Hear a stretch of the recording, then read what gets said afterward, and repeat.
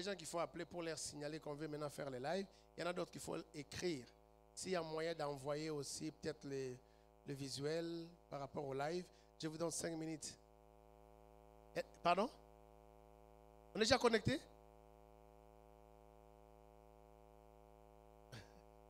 Donc, je vais vous demander s'il y a moyen d'inviter des amis, s'il y a moyen vraiment d'inviter des amis. Waouh. S'il y a moyen d'inviter des amis, allez, invitons des amis. Nous voulons que tout le monde puisse être connecté à notre live. Connectez-vous. C'est Pasteur Louva et Kaola. Je suis sur la page Facebook et nous passons aussi sur YouTube. C'est toujours Pasteur Louva et Kaola officiel. Alors, essayez d'inviter des amis. S'il y a moyen de les appeler, essayez de les appeler. Parce qu'on va, n'est-ce pas, suivre un cours très intéressant. C'est vendredi, n'est-ce pas, sur les principes des collaborations. Un cours important pour les leaders ainsi que les collaborateurs. Invitons des amis. Il y a à peu près 20 personnes qui suivent. Si on peut encore, déjà ici on est plus que 20. C'est-à-dire qu'il y a des amis qui ne sont pas encore connectés. Essayez de vous connecter. Si vous avez des difficultés, les voisins qui sont juste à côté peuvent vous aider à vous connecter. Essayez de vous connecter. Essayez de signaler les amis que nous avons commencé notre live. Les lives du lundi, non, c'était du mercredi, mercredi passé. C'était super. Il y a des gens qui m'ont écrit, il y a des gens qui ont partagé, il y a des gens qui ont commenté. Et nous croyons par la grâce de Dieu. Aujourd'hui, on aura un live aussi intéressant parce que je sais qu'il y a des amis qui nous suivent à partir du Canada, il y a des amis qui nous suivent à partir de l'Europe, il y a des amis qui nous suivent en Asie, en Amérique, n'en parlons pas, c'est déjà le matin là-bas, ils peuvent, n'est-ce pas, nous suivre. Il y a aussi des amis qui nous suivent à partir de Kinshasa, vous ne pouvez pas imaginer. Il y a des gens à Kinshasa qui aiment la parole de Dieu et je profiterai de cette occasion pour vous présenter mes livres. Ça, c'est un de mes joyaux. Ce livre est intitulé « Dieu paie tout sauf s'adorer lui-même ». Ce livre est à 15 $. Je vous recommanderais de commander ça, même de loin. Et vous qui êtes ici en présentiel, vous pouvez sortir avec ces fameux livres. Les livres que j'aime énormément, que je trouve c'est vraiment un classique en rapport avec le message de la bénédiction. C'est ce livre ici. Le thème est Beraka, n'est-ce pas? Comprendre la bénédiction autrement. Ça, c'est un joyau. Je recommanderais aux amis, n'est-ce pas, de suivre et de commander. Et ceux qui sont en présentiel peuvent facilement acheter. Et ça, c'est mon dernier livre que je viens de sortir, qui est intitulé La génération des jeunes lions. La génération des jeunes lions révèle ta nature de lion. Ça, c'est un livre merveilleux. Je vous recommanderais d'acheter. Et ça, c'est un livre que tout le monde lit. C'est presque un livre qui est lu par toutes les personnes qui aiment réussir dans la vie, qui aiment le succès. Du reste, quand on est serviteur de Dieu, ministre de Dieu, on est appelé, n'est-ce pas, à réussir dans ce qu'on fait. Et ce livre va beaucoup t'aider. Je recommande aux amis, n'est-ce pas, de lire et d'acheter ces livres ici. Chaque mois, il y a un thème, il y a 365 qui correspond aux 365 jours au cours de l'année. Et il y a au moins 12 chapitres dans ces livres. Et chaque chapitre correspond à un mois donné. Et en fonction des jours liés au mois, il y a aussi des citations bibliques, des citations qui vont, n'est-ce pas, vous booster et provoquer en vous un élan de la réussite. Et des thèmes qui sont tellement diversifiés ici, qui vont, n'est-ce pas, vous booster et vous encourager. Le livre s'intitule 365 énergies pour réussir. Et je informe déjà aux amis que à la fin de ce mois, vous aurez de mon nouveau livre. Et les livres que je vais sortir d'ici la fin de ce mois, c'est On ne te trouvera pas là où on t'avait laissé. Ça, c'est un joyau. Je vous recommande déjà de prier. Priez pour que Dieu vous donne l'argent pour acheter vraiment ces livres. Soyez les premières personnes à acheter ces livres. Et il y aura aussi les livres sur Domine au milieu de tes ennemis. Ça, c'est parmi mes enseignements où je suis vraiment calé. Je suis très fort quand je parle sur la domination. c'est un thème que Dieu m'a vraiment ouvert les yeux et Dieu m'a révélé des choses et j'ai fait de mon mieux de les entasser dans un livre pour que ça puisse rester. Parce que vous savez, les paroles s'envolent, mais les écrits restent. Donc, vous avez tous ces livres ici, n'est-ce pas? Qui ont déjà acheté les 4 livres? Les 3 de ces livres. 3. Des livres. Un livre au moins, un livre. Donc, tous les gros livres ici, c'est à $15.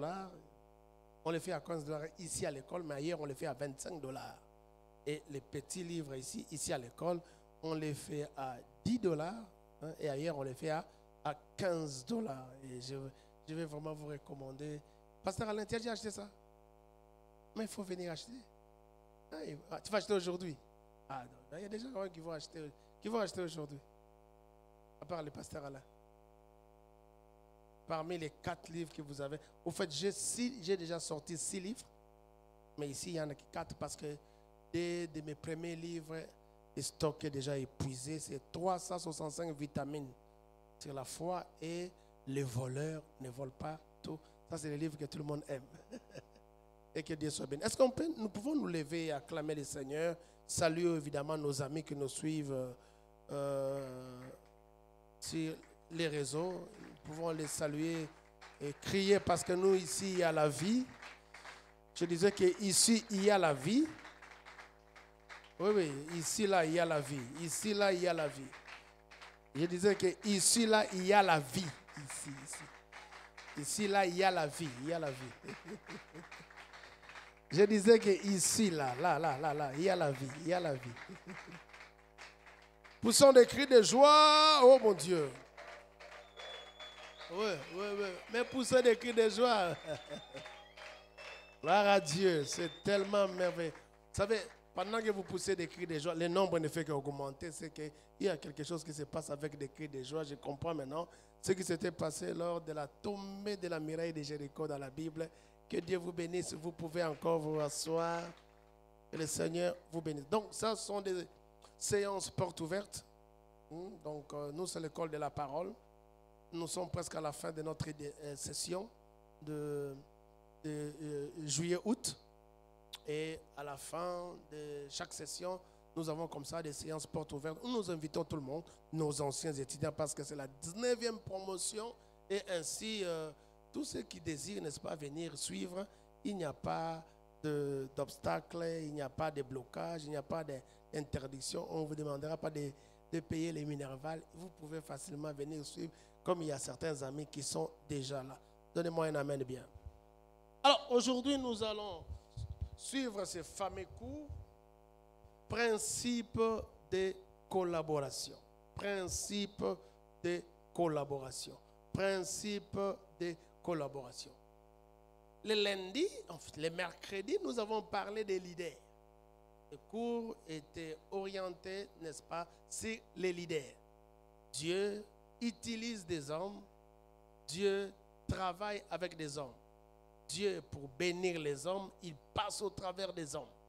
Dieu, pour accomplir des choses, n'est-ce pas, parmi les hommes, il extrait, met en exergue certains hommes qu'on appelle des leaders. Et Dieu, n'est-ce pas, dépose en eux certaines capacités. Ce sont des capacités, n'est-ce pas, qui font en sorte que ces personnes-là arrivent à accomplir le dessein de Dieu et à réaliser les buts de Dieu. Ce sont ces personnes-là que nous appelons des leaders. Nous avons remarqué quelque chose lors de la création de l'homme, quand Dieu a créé les premiers hommes, Adam, que nous connaissons. La fameuse phrase de Genèse 1, chapitre, verset 26 disait: puis Dieu dit, faisons l'homme à notre image et à notre ressemblance. L'homme n'est pas seulement à l'image de Dieu, mais l'homme est aussi à la ressemblance de Dieu. Donc si l'homme a été créé à l'image de Dieu, pour qu'il ressemble à Dieu dans sa manière de fonctionner, n'est-ce pas? Dieu nous a accordé, nous a donné son image pour que nous puissions le ressembler. Bon, comment on peut ressembler à quelqu'un? Pour que vous puissiez ressembler à quelqu'un, vous devez voir d'abord la personne, comment lui-même, n'est-ce pas, fonctionne. Comment lui-même fait ces choses. C'est comme ça qu'avant que Dieu ne crée l'homme, il a d'abord commencé a créé les cieux et la terre, il a créé les luminaires, le soleil, la lune et les étoiles, il a créé les animaux, les poissons et tout ce que vous connaissez. Et ce n'est qu'au 6e jour que Dieu viendra créer l'homme. Et en créant l'homme, il dit, oh, faisons l'homme à notre image et selon notre ressemblance. Donc l'homme pouvait avoir l'idée sur, ça veut dire quoi être l'image de Dieu. Ça veut dire quoi ressembler à Dieu. Donc faire sortir quelque chose à partir de rien. C'est comme ça que Dieu a créé. Et ça, c'est quelque chose de très important. Et il y a un verbe intéressant qui est associé à la création de l'homme, c'est le verbe dominer. Quand Dieu disait à l'homme de dominer, Dieu faisait de l'homme un leader. Donc nous avons été créés avec une sémence de leaders. Nous avons été créés avec un ADN de leaders.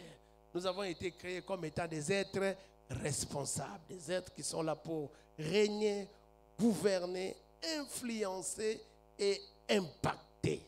N'est-ce pas? C'est ça le sens des leaders. Vous voyez, quand vous lisez par exemple les plupart des bénédictions que Dieu a accordées à l'homme dans Deutéronome 28, il y a une bénédiction un peu très bizarre où Dieu a disait aux enfants d'Israël, et évidemment il s'adressait à nous, vous serez les premiers et non les derniers. N'est-ce pas? Et remarquez très bien, les premiers là, c'est toujours au pluriel. Je ne sais pas si vous avez remarqué ça. Je ne sais pas si vous avez remarqué ça. Vous serez les premiers et non les derniers. Et supposons que vous êtes dans une salle de classe où tout le monde est chrétien. Alors, qui est la personne qui est concernée par ce verset? Vous êtes dans une salle de classe où tout le monde est chrétien. Vous êtes par exemple à 25 étudiants. Et les messages là, vous serez les premiers et les derniers. Ça concerne qui? Ça concerne tout le monde. Est-ce que dans une salle de classe, on peut avoir plusieurs premiers? Il n'y a qu'un seul premier. Donc, comment comprendre maintenant ce verset? Dieu voulait simplement dire que vous serez des leaders. N'est-ce pas? Donc, ce n'est pas le premier en termes de la personne qui a obtenu beaucoup plus de pourcentage que les autres. Quand Dieu disait que vous êtes les premiers, Dieu parlait au fait que nous sommes des leaders. C'est nous qui influencions, c'est nous qui dirigeons, qui gouvernons, c'est nous qui inspirons, c'est nous qui initions des choses, c'est nous qui donnons du goût, c'est nous qui donnons la ligne qui va permettre, n'est-ce pas, aux gens, n'est-ce pas, de faire les choses. Jésus est venu enchérir en disant, vous êtes la lumière du monde. La lumière a cette fonction d'être un leader, la lumière. Là où il y a la lumière, vous n'avez pas de choix. Vous allez dépendre de la lumière pour fonctionner. Vous allez dépendre de la lumière pour marcher. Vous allez dépendre de la lumière pour, n'est-ce pas, exister. Donc, quand Dieu disait que nous sommes la lumière du monde, Dieu voulait dire que nous sommes des leaders. N'est-ce pas? Donc, certaines personnes, pour fonctionner, pour marcher, pour faire ce qu'ils font, ils doivent dépendre de nous. Je crois que l'Église doit même comprendre que même les gouvernements là doivent dépendre de l'Église.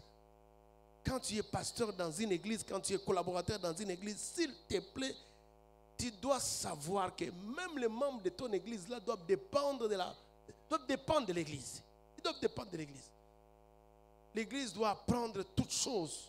L'église doit orienter. L'église doit donner la ligne. L'organisation que les membres de ton église verront chez toi, ça doit les aider à organiser leur maison, à organiser leurs entreprises.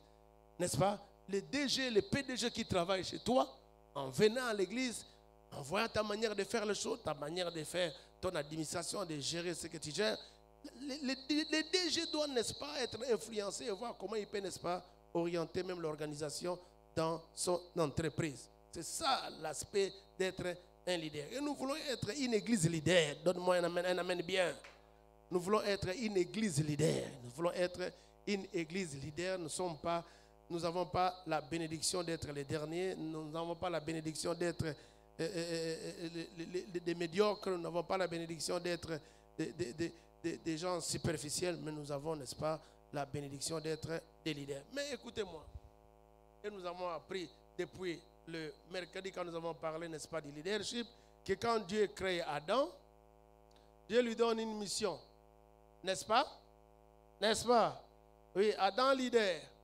Dieu lui donne une mission. Quelle était la mission? C'était de cultiver et de garder le jardin. Et à côté d'Adam, qu'est-ce que Dieu fait? Dieu lui donne une collaboratrice, n'est-ce pas? Dans le fameux verset de Genèse, c'est 18, hein? C'est 18, vous êtes sûr? Alors, qu'est-ce que Dieu dit? Il n'est pas bon que l'homme soit seul et je lui ferai une aide semblable. N'est-ce pas? Donc, Dieu donne une collaboratrice à Adam.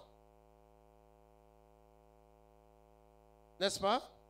Donc, Dieu donne une collaboratrice à Adam pour permettre à Adam à accomplir la mission que Dieu lui a donnée. Mais lisons très bien ces fameux versets. Vous savez, comme j'ai l'habitude de le dire, c'est des manières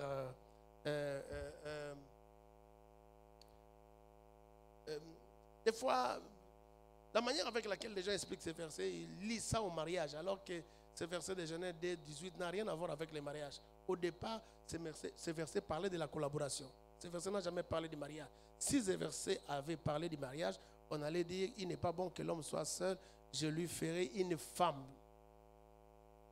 semblable. Non, Dieu n'a pas dit ça. Il dit, je lui ferai une aide semblable à lui. Donc, ce verset parle d'abord de la collaboration. Ce verset ne parle pas d'abord du mariage. Il est évident que la femme de quelqu'un doit aussi jouer le rôle de soutien, de support et d'aide. Et là, c'est déjà un élément très important pour vous qui n'êtes pas encore mariés. Si vous voulez vraiment choisir votre femme, vous devez d'abord avoir une vision, donc une mission que Dieu vous a donnée pour votre vie. Et évidemment, en fonction de la mission, vous cherchez une femme qui sera votre aide. La femme, le critère n'est pas d'abord que la femme soit belle, que la femme puisse avoir l'argent, mais le critère est que la femme doit d'abord être une aide semblable à vous. Je ne sais pas si vous comprenez ce que je suis en train de dire. Mais les fameux versets ne parlent pas d'abord de la femme. Les fameux versets parlent de la collaboratrice d'Adam qui devait être, n'est-ce pas, Ève. Alors, qu'est-ce que vous remarquez? À chaque moment, Dieu appelle un leader, il met à côté de lui toujours un collaborateur.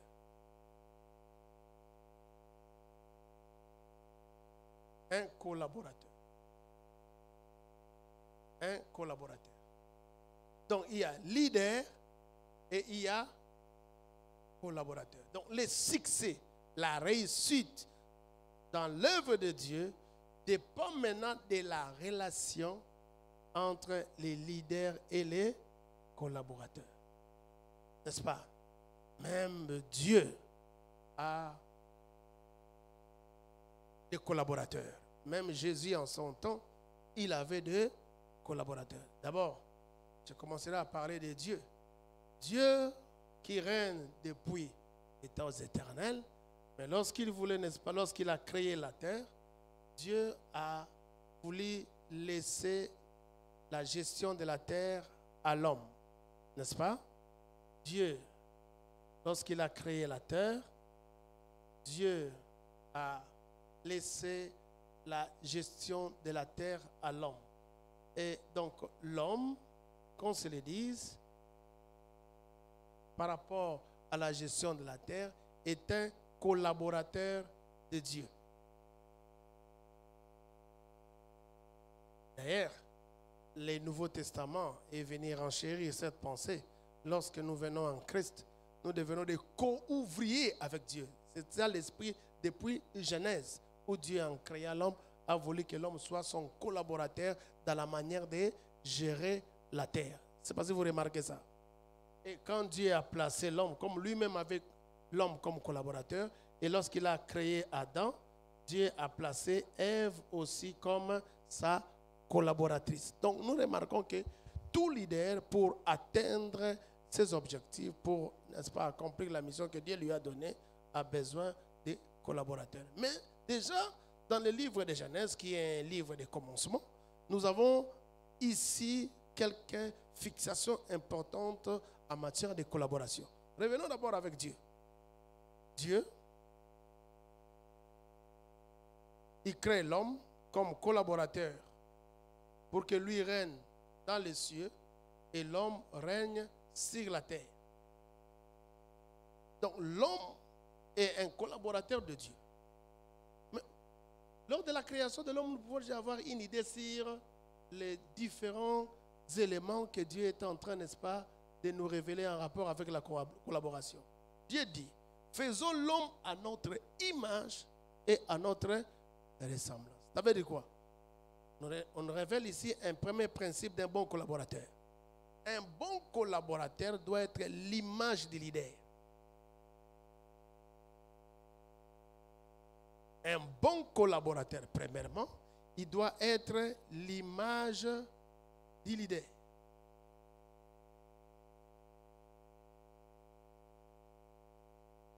L'image du leader. Il doit être les reflets du leader.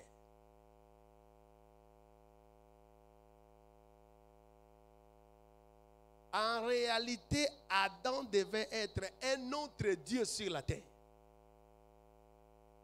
pour gérer la terre que Dieu lui avait donnée. N'est-ce pas? Deuxièmement, déjà dans ce test de Genèse 1, 26, il y a quelques principes par rapport à la collaboration. Un bon collaborateur doit fonctionner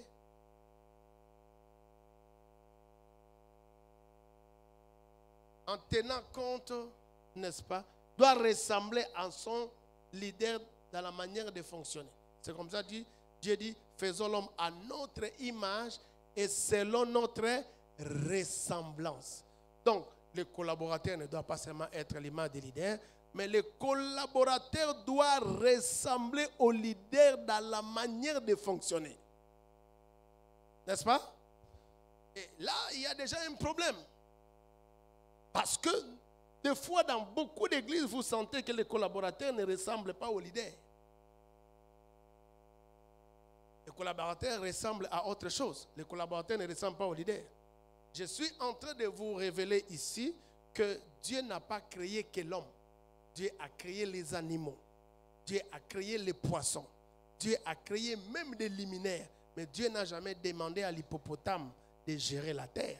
Dieu n'a jamais demandé aux poissons de gérer la terre. Dieu n'a jamais demandé au soleil de gérer la terre. Mais Dieu a dit à l'homme de gérer la terre parce que l'homme était créé à son image. Ne peut collaborer avec toi que quelqu'un qui t'incarne. Quelqu'un qui est selon ton image. Quelqu'un qui ne te ressemble pas. Quelqu'un qui n'est pas taillé selon ton image ne peut pas collaborer à toi. Et je rejoins le fameux adage qui dit ce qui se ressemble s'assemble. Ce qui se ressemble s'assemble. Nous avons un grand souci d'avoir beaucoup de gens dans nos églises, d'avoir une grande quantité, un grand volume de collaborateurs dans nos églises. C'est une forme de puissance, c'est une forme de force. Du point de vue de l'apparence, ça fait du bien. Tu peux présenter aux gens, j'ai comme ça 100 collaborateurs, j'ai comme ça 1000 collaborateurs et cela révèle la puissance de ton organisation. Mais attention, cette puissance de ton organisation-là, si ces personnes-là ne sont pas ne te reflètent pas, ne sont pas taillés en fonction de ton image, ça risque de te créer des problèmes un jour. Dieu ici définit déjà ce que serait le principe de la collaboration. Ne peut collaborer avec toi que celui qui est ton image et celui qui te ressemble dans sa manière de faire les choses. En réalité, Dieu voulait qu'Adam soit un autre Dieu dans la manière de gérer la terre. Donc, ton collaborateur doit être un autre toi dans la manière de gérer l'église. Ton collaborateur doit être un autre toi dans la manière de gérer l'intercession. Ton collaborateur doit être un autre toi dans la manière de gérer la chorale. Ton collaborateur doit être un autre toi dans la manière de gérer les protocoles. Tu ne peux pas te retrouver dans une église où tu subis et toi-même tu ne comprends même pas les choses qui sont en train de se passer dans ton église. Il y a des moments où tu es à l'église, tu te poses la question, ici je suis un invité ou c'est vraiment l'église que Dieu m'a donnée? Parce que les choses qui se passent là-bas, même toi-même ça te dépasse. Simplement parce que tu n'as pas été exigeant dans la manière, n'est-ce pas, de choisir les collaborateurs. Tu n'as pas été exigeant dans la manière de former les collaborateurs. Tu n'as pas été exigeant dans la manière, n'est-ce pas, d'équiper les collaborateurs. Tu n'as pas pris le temps de déposer ce qui est en toi dans la vie de tes collaborateurs pour qu'ils te ressemblent et ils te reflètent. Et c'est ce qui se passe dans beaucoup d'églises actuellement.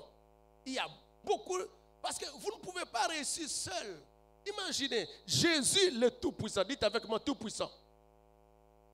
Il avait avec lui la mission du Père, une mission excellente, une mission divine, une mission puissante. Mais lorsqu'il est venu, Jésus le Tout-Puissant, El Shaddai, Elohim sur la terre, on l'a appelé Emmanuel, Dieu parmi nous. Mais il a levé 12 collaborateurs.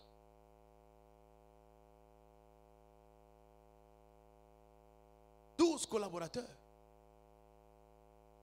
12 collaborateurs. Je peux avancer? Je peux avancer? Ça paraît nouveau, mais ce n'est pas nouveau. Dieu avait dit à Abraham, au travers de lui, toutes les familles de la terre seront, n'est-ce pas, sauvées. Mais Abraham n'avait pas 12 enfants. De par Abraham, ses enfants, disons, Abraham, du fait qu'il n'avait pas un grand nombre de collaborateurs, un grand nombre d'enfants, il ne pouvait pas faire devenir une nation. Dieu a voulu qu'au travers d'Abraham, qu'Isaac puisse venir. Et quand Isaac est venu, Isaac n'avait que 2 enfants. Et avec Isaac, il n'y avait pas une nation qui était créée. Mais avec Jacob, il y a eu la possibilité d'avoir 12 enfants. Et quand Isaac avait atteint le nombre de 12, Dieu a compris maintenant qu'il pouvait, n'est-ce pas, bâtir une nation. Et c'est l'Israël que nous connaissons. De la même manière, quand Jésus est venu, malgré qu'il était 2, il était entouré aussi de 12 collaborateurs, conformément aux 12 enfants de Jacob qui ont bâti Israël. Donc ça peut venir de Dieu, mais tu as besoin de collaborateurs. Tu peux avoir des talents comme pas possible, mais pour réussir, tu as besoin de collaborateurs. Quand tu vas dans une église, tu vas dans un ministère et tu vois de la réussite, tu vois du succès, tu dois te dire, cet homme a eu de très bons collaborateurs. Cet homme a de très bons collaborateurs. Cet homme est exigeant en matière de choix de collaborateurs. Cet homme est exigeant en matière de la sélection de bons collaborateurs. Toutes les églises qui ont progressé, tous les grands ministères qui sont bâtis aujourd'hui, vous allez vous rendre compte qu'il y a une certaine rigueur dans la manière de choisir les collaborateurs. Il y a un certain temps où on prend, n'est-ce pas, on prend vraiment des séances et des séances pour équiper et former des collaborateurs pour qu'ils soient, n'est-ce pas, des collaborateurs de qualité. Donnez-moi un amen bien. Et ça, c'est quelque chose de très, très important. Donc, être appelé au ministère, c'est une chose. Mais avoir ce flair de savoir choisir les collaborateurs, de savoir les équiper et les former, afin qu'ils te reflètent dans la manière de faire les choses, ça, c'est une autre qualité. Il y a des gens qui sont dans les ministères, il y a des gens qui travaillent dans des églises. La seule chose qu'ils savent, c'est seulement prêcher. La seule chose qu'ils savent, c'est seulement prophétiser. La seule chose qu'ils savent, c'est seulement libérer des guérisons et faire des délivrances. Mais d'abord, ils ont un problème de leadership. Et eux-mêmes ne savent même, ils ne connaissent rien en matière de collaborateurs. Des fois, dans nos églises, nous donnons des responsabilités à des gens qui ne nous ressemblent même pas. Nous donnons des responsabilités à des gens qui n'avons même pas pris le temps pour former. Et s'il y a un département qui a beaucoup de problèmes aujourd'hui dans nos églises, c'est le département de la formation. C'est le département de la formation, c'est le département des disciples-là. Il y a un problème, on ne forme plus. Nos églises ressemblent à des terrains d'évangélisation alors que ça devait être des terrains de disciples-là. À des terrains de take-it, à des terrains prophesize, chaque jour prophesize, mais attention, au-delà du fait que ces gens-là reviennent pour recevoir la guérison, ils viennent pour recevoir des prophéties, mais c'est un cadre qui doit être organisé. C'est un cadre où il y a des branches qu'on appelle des départements ou des commissions. Et il faut qu'il y ait des animateurs dans tous ces départements et commissions. Tout, il faut qu'il y ait un travail. Et le travail, c'est le travail de sélectionner, d'équiper, de former des collaborateurs. Pourquoi on doit les sélectionner? Pourquoi on doit les équiper? Pourquoi on doit les former? Pour qu'ils soient taillés à notre image et qu'ils nous ressemblent dans la manière de fonctionner. Celui qui a des collaborateurs qui ne lui ressemblent pas, celui qui a des collaborateurs qui ne sont pas taillés à son image, a déjà échoué. Il n'atteindra pas sa mission. C'est la raison pour laquelle des fois vous vous posez la question, mais on prêche, mais on prie, mais on fait l'évangélisation. Qu'est-ce qui fait que ça ne décolle pas? Rentre ce soir, fais une petite méditation, fais une petite analyse dans les chefs, n'est-ce pas, de tes collaborateurs. Tu vas te poser la question, est-ce que les gens-là qui dirigent les commissions, les départements dans mon église me ressemblent? Est-ce qu'ils sont taillés à mon image? Est-ce que quand les gens le voient, ils peuvent dire que celui-ci ressemble à Alain, celui-ci ressemble à Hervé? C'est comme si c'était Hervé lui-même qui était en train de faire les choses. Il y a des collaborateurs, ils font les choses comme vous seulement quand vous êtes présent.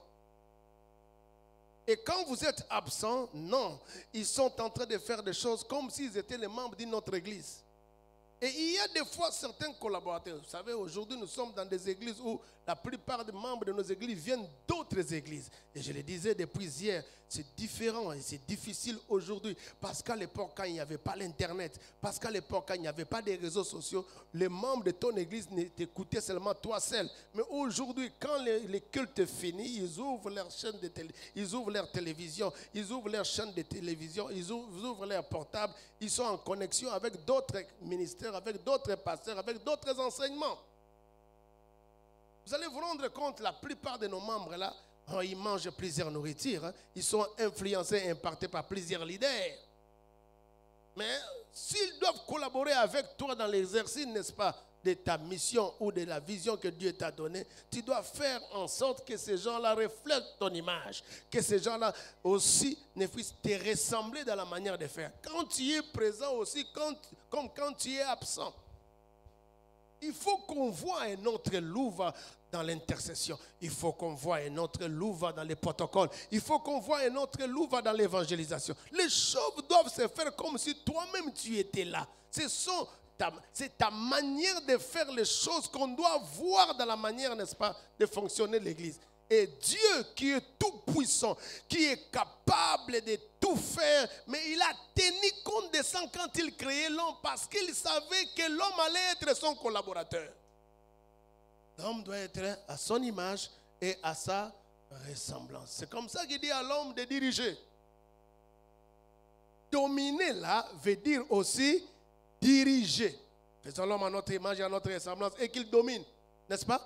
Je ne peux pas lui laisser la gestion de la terre s'il n'a pas été taillé à mon image. Je ne peux pas lui laisser la gestion de la terre s'il ne me ressemble pas dans la manière de faire. Pasteur, il est encore temps.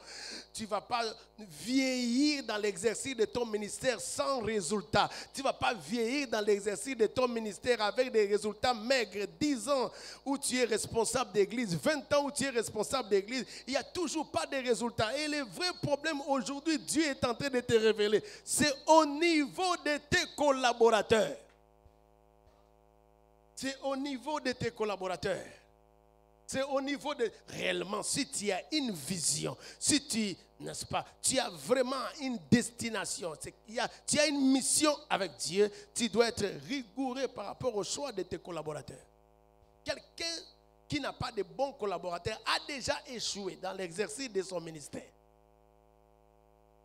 Vous savez, il y a beaucoup de pasteurs, quand ils viennent à l'église, c'est alors qu'ils sont confrontés à des stress. L'église devait être un endroit où quelqu'un devait avoir la paix, mais des fois quand vous avez des bons collaborateurs, l'église devait être un endroit où vous êtes confronté à des stress. Il y a même des pasteurs qui se fâchent avant 10 minutes de sa prédication. Il y a même des pasteurs qui s'énervent avant 15 minutes de sa prédication parce que les choses ne se font pas comme il voulait que ça puisse se faire. Et quand tu te fâches, et quand tu es sous stress, et quand tu es sous pression, avant 10 minutes de ta prédication, tu as déjà perdu 30% de ton onction. 30% de ton onction. C'est comme ça que beaucoup de pasteurs me posent la question. Qu'est-ce qui fait que quand je prêche ailleurs, il y a l'onction, mais quand je prêche chez moi-même, il n'y a pas l'onction? Parce qu'il n'y a pas un aéroport qui permet à ton onction de décoller. L'aéroport a déjà des problèmes. Il y a des fois quand tu entres seulement au niveau des protocoles, ça commence à te faire fâcher. Au niveau de la musique, ça commence à t'énerver. Au niveau des collaborateurs, ça t'explose. Et bien aimé, même si tu avais prié à la maison, ce genre de comportements viennent pour tuer, diminuer ton onction. Tu te mettras devant les gens, le même message que tu avais donné dans une église X où il y avait l'onction, c'est toi, il n'y a pas d'onction. Tous les problèmes. Faire comme Dieu. Collaborateur à mon image et à ma ressemblance. N'accepte plus que les collaborateurs soient à l'image de quelqu'un d'autre. Ils doivent être à ton image et ils doivent te ressembler. Parce que c'est le terrain que Dieu t'a donné.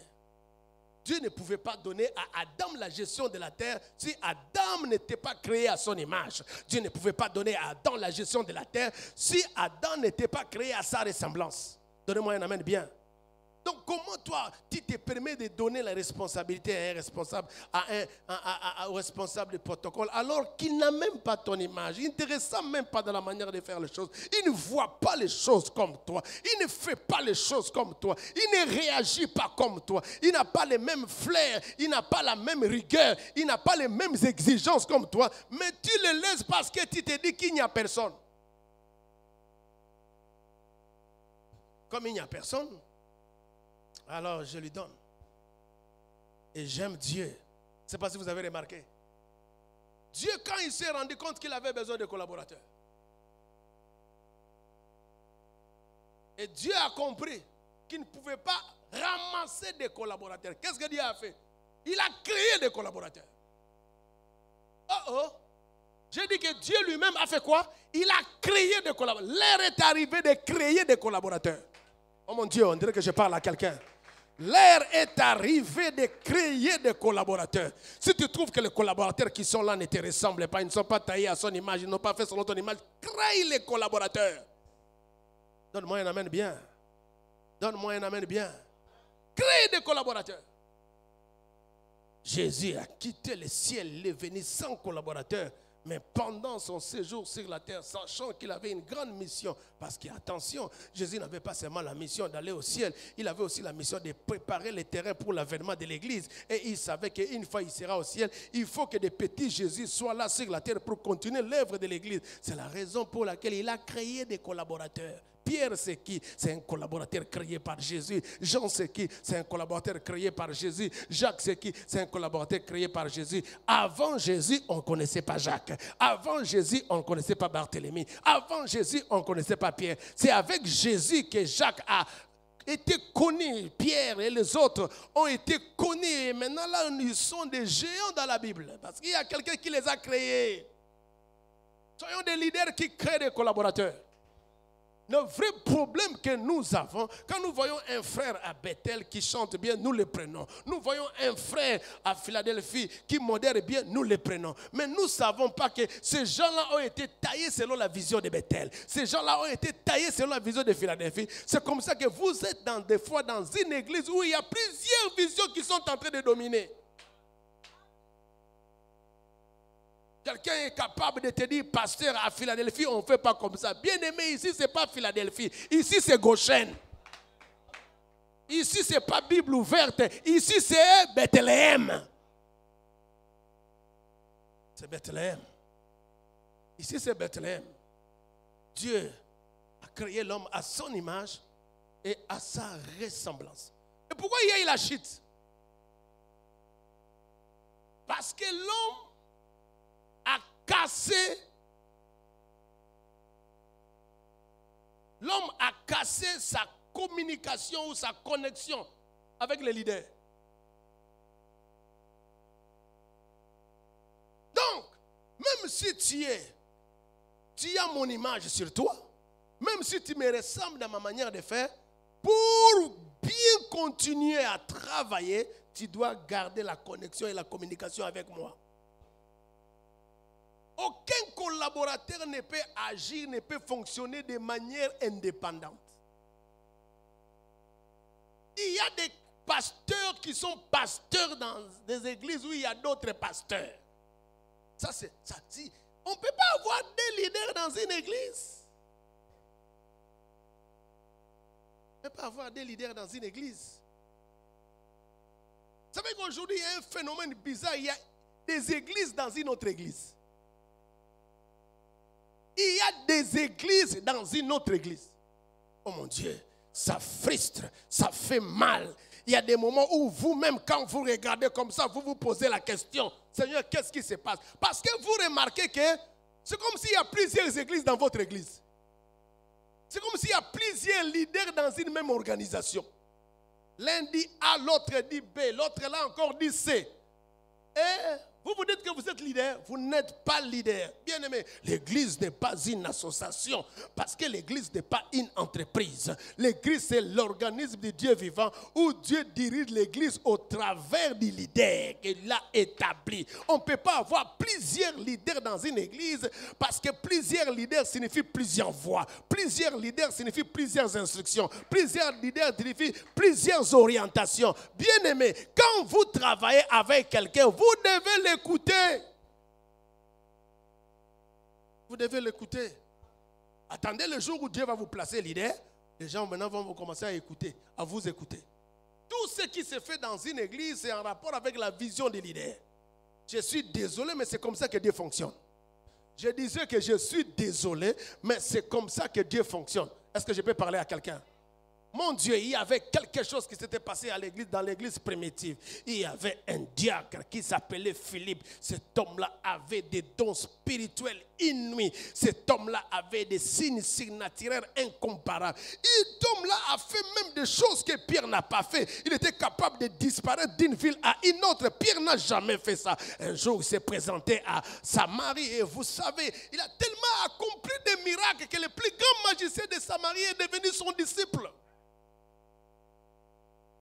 Il l'appelait Simon le magicien. Mais il a rencontré simplement un diacre. Il est devenu disciple du diacre. Mais quand il fallait baptiser, Philippe a fait appel à Pierre.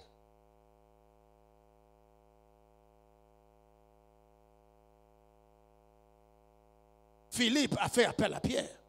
Je disais, Philippe a fait appel à Pierre. Quand il fallait baptiser, Philippe a fait appel à Pierre. Que Dieu nous fasse grâce. Ces histoires où nous retrouvons une église dans une église doivent s'arrêter. Ou des gens à qui on a donné des responsabilités à aller dans les églises et qui travaillent de manière indépendante, comme s'ils étaient des leaders principaux. Ces histoires-là doivent s'arrêter. Ça crée du désordre. Un corps ne peut pas avoir plusieurs têtes. Quand vous retrouvez un corps avec plusieurs têtes, c'est que ce n'est pas un corps, c'est un monstre. Et Dieu n'est pas venu créer un monstre. Dieu est venu créer une église. Il est venu bâtir une église où il y a une tête. Et ta tête, c'est la tête du leader. Prenez votre mal, la patience, bien-aimé. Votre tour viendra. Mais quand vous travaillez sous le leadership de quelqu'un, il faut l'écouter. Vous serez étonné. Même quand Jésus est venu, Jésus, mon Dieu, j'étais étonné quand je lis sur Jésus. Quand je lis sur Jésus, dans la Bible, lui-même ne l'avait pas dit. Mais la révélation nous est venue de qui? De Paul. Paul appelle Jésus qui? Second Adam. N'est-ce pas? Alors, quand il parle d'Adam, nous tous nous rappelons du premier Adam. Et pourquoi il y a eu un second? Parce que le premier est tombé, le premier a chuté. Qu'est-ce qui a fait que le premier collaborateur de Dieu chute? Indépendance. Mais regardez la manière avec laquelle le second entend fonctionner. Tout ce qu'il faisait, lui-même disait qu'il dépendait de Dieu. Il dépendait du Père. Le Fils ne fait faire que ce que le Père lui demande de faire. Mais il était Dieu, mon Dieu. J'ai dit qu'il était Dieu. Ah, tu ne comprends pas les choses que je suis en train de dire. Adam était créé selon l'image de Dieu. Mais Jésus était Dieu manifesté dans la chair. Mais comme il savait qu'il était un collaborateur, il a travaillé dépendamment de Dieu. Tout ce qu'il faisait, c'est ce que Dieu lui disait. Un jour même, quand il avait faim, il a renvoyé ses disciples. Et les disciples étaient étonnés. En revenant de là, ils ont trouvé Jésus en train de faire quoi? En train de prêcher la femme samaritaine. Ils lui ont posé la question. Mais toi, tu disais que tu avais faim. Mais écoutez la réponse de Jésus. Ma nourriture, c'est de faire la volonté de celui qui m'a envoyé. Mon Dieu, ma nourriture ne consiste pas à des pains et à des chocolats. Ma nourriture, c'est de faire la volonté de celui qui m'a envoyé. Et vous savez, tellement qu'il avait fait la volonté de celui qui l'avait envoyé, qu'est-ce qui s'est passé? Un jour, il s'est retrouvé dans le tombeau. Celui qui l'avait envoyé l'a ressuscité. Quand tu obéis à ton leader, quand il y aura des difficultés, il te ressuscitera. Il te ressuscitera. Il te ressuscitera. Il te ressuscitera. J'ai dit qu'il te ressuscitera. C'est ça la collaboration. Arrêtons avec ces histoires d'avoir une église dans une église. D'avoir une église où il y a plusieurs leaders. Tu peux connaître des versets. tu peux avoir la puissance, tu peux avoir les dons des miracles, tu peux avoir les dons des prophéties, tu peux accomplir des miracles. Mais bien aimé, dans une église, il y a un leader. Fonctionnons comme Philippe. Fonctionnons comme Philippe. J'ai dit fonctionnons comme Philippe. Il avait tout, mais il dépendait de Pierre. Donne-moi un amen bien. Donne-moi un amen bien. Remarquez, l'homme était un collaborateur de Dieu. Quand Dieu établit Adam dans les jardins d'Éden, Dieu lui donne aussi une collaboratrice qui s'appelle Ève. Ève n'a pas d'abord été créée pour être la femme d'Adam. Ouais. Parce que les histoires de mariage et les histoires des enfants, là, ce sont des histoires de la terre. Tu ne seras pas la femme, tu ne seras pas le mari de ta femme au ciel. Tu ne seras pas le père de tes enfants au ciel. Parce que ce sont les histoires de la terre. Mais les buts de Dieu, ce sont des buts du royaume. Et le royaume de Dieu, c'est un royaume éternel. C'est la raison pour laquelle Dieu n'a pas créé Ève d'abord pour être la femme d'Adam. Dieu a créé Ève pour être la collaboratrice d'Adam. Et comme Adam devait, n'est-ce pas, féconder et multiplier la terre, Ève, comme collaboratrice, a donné son corps pour que la mission s'accomplisse.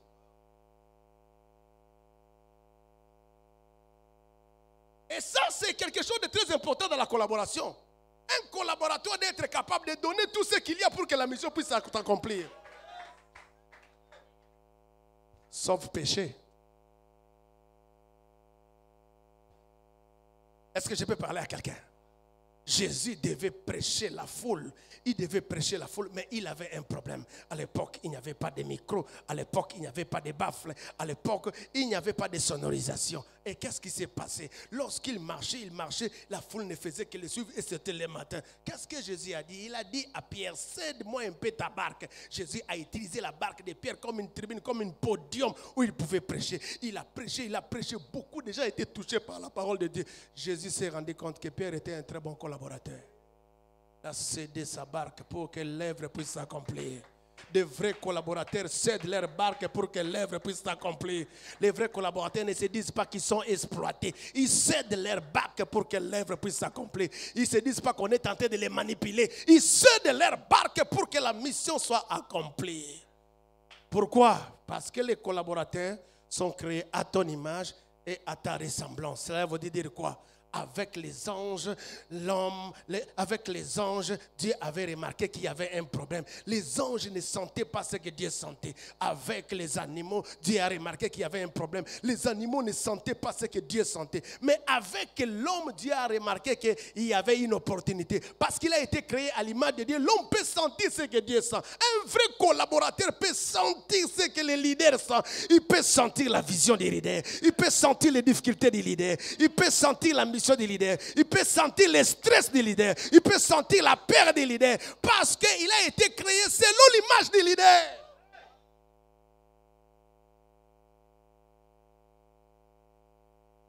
Créé selon l'image des leaders. Je reviens à Ève. Il n'est pas bon que l'homme soit seul. Bon, la donne au bonheur. Il n'y a pas bonheur, il n'y a pas réussite, il n'y a pas succès dans un ministère, dans une église où il n'y a pas de collaborateurs. Ou encore, où il n'y a pas de bons collaborateurs. Quand tu trouves une église qui vacille, qui ne marche pas bien, qui n'évolue pas bien, ne regarde pas seulement les leaders, regarde aussi les collaborateurs. Tu vas te rendre compte, soit il n'y a pas de collaborateurs, ou soit il y en a de mauvais.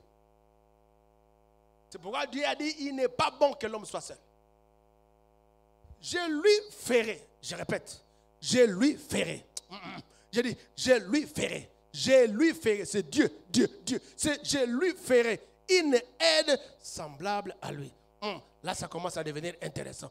Quand Dieu place les premiers collaborateurs, la seule information que nous avons, le collaborateur doit être créé selon l'image du leader, et le collaborateur doit ressembler au leader, et le collaborateur doit communiquer avec le leader, il doit dépendre du leader pour accomplir sa mission. Et le leader doit créer le collaborateur. Mais avec Ève, il y a encore d'autres informations ici. C'est que le collaborateur est une aide pour les leaders. Il y a des informations qui n'étaient pas ici avec Adam, mais nous les revenons avec Ève. Or, le verbe qui est utilisé ici, c'est le verbe Ezer. Aide. Et avec Ezer, il y a plusieurs déclinaisons qui sont tellement intéressantes et qui peuvent vraiment nous aider à avancer. Je lui ferai une aide. Et aide là veut dire Ezer. En hébreu. Ezer. Et il y a plusieurs déclinaisons avec Ezer. Ezer veut dire d'abord aide. C'est comme ça que Louis II a traduit. Aide. J'aime ça. Si le collaborateur doit aider, c'est que le leader peut aussi avoir certaines faiblesses. Ne vous attendez pas à des leaders parfaits. Ne vous attendez pas à des leaders complets. La tragédie actuelle, c'est que les gens qui viennent travailler avec nous pensent que nous sommes complets. Dès qu'il y a un problème, demandez au pasteur. Dès qu'il y a un problème, on attend les pasteurs. Dès qu'il y a un problème, c'est toi le pasteur, c'est toi qui dois le faire. Alors que quand Dieu crée les collaborateurs, quand Dieu donne les collaborateurs, Dieu veut que les collaborateurs puissent aider les leaders. Et vous savez pourquoi ils ne nous aident pas? Ils ne nous aident pas parce qu'ils ne sont pas créés à notre image. Et Dieu a résolu le problème. Non, tu ne comprends pas. Quand il devait créer l'homme, l'homme était à son image. Mais quand il devait créer Adam, il a fait sortir Adam non de Dieu, mais d'Ève. Parce que Adam n'a pas été créé comme collaborateur de Dieu et Ève n'a pas été créée comme collaborateur de Dieu, mais Ève a été créée comme collaborateur d'Adam. C'est pourquoi Ève ne devait pas sortir de Dieu, mais il devait sortir d'Adam.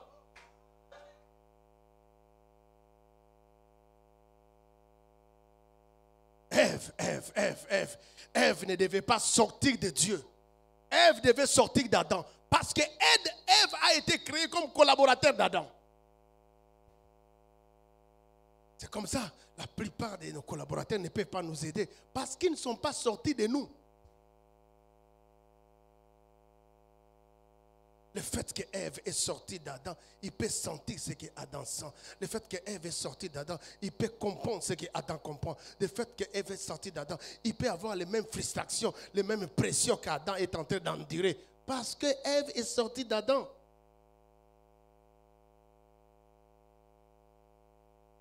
J'en appelle à tous les leaders. Ne choisissez pas de collaborateurs juste pour besoin de décoration. Juste pour besoin de décoration. S'il faut rester avec des collaborateurs, gardez les deux. Mais au moins que ce soit des collaborateurs qui sortent de vous. Dieu a pris juste une côte d'Adam. Il a créé Ève. Une côte d'Adam. Dieu est tout puissant. Dites avec moi, tout puissant. Il pouvait aussi créer Ève comme il avait créé Adam, n'est-ce pas? Mais Dieu savait que Ève n'allait pas être une collaborateur de Dieu, mais une collaborateur d'Adam. Donc il fallait prendre la côte d'Adam. Nous choisissons, nous sélectionnons des collaborateurs qui ne nous ressemblent même pas, qui ne sont pas sortis de nous. C'est comme ça que des ministères ont des problèmes. C'est comme ça que des ministères ont des problèmes. Et nous avons aujourd'hui des fidèles qui déambulent, qui sont église après église, ils sont là. Et ils veulent que ton église soit comme l'église là où ils étaient.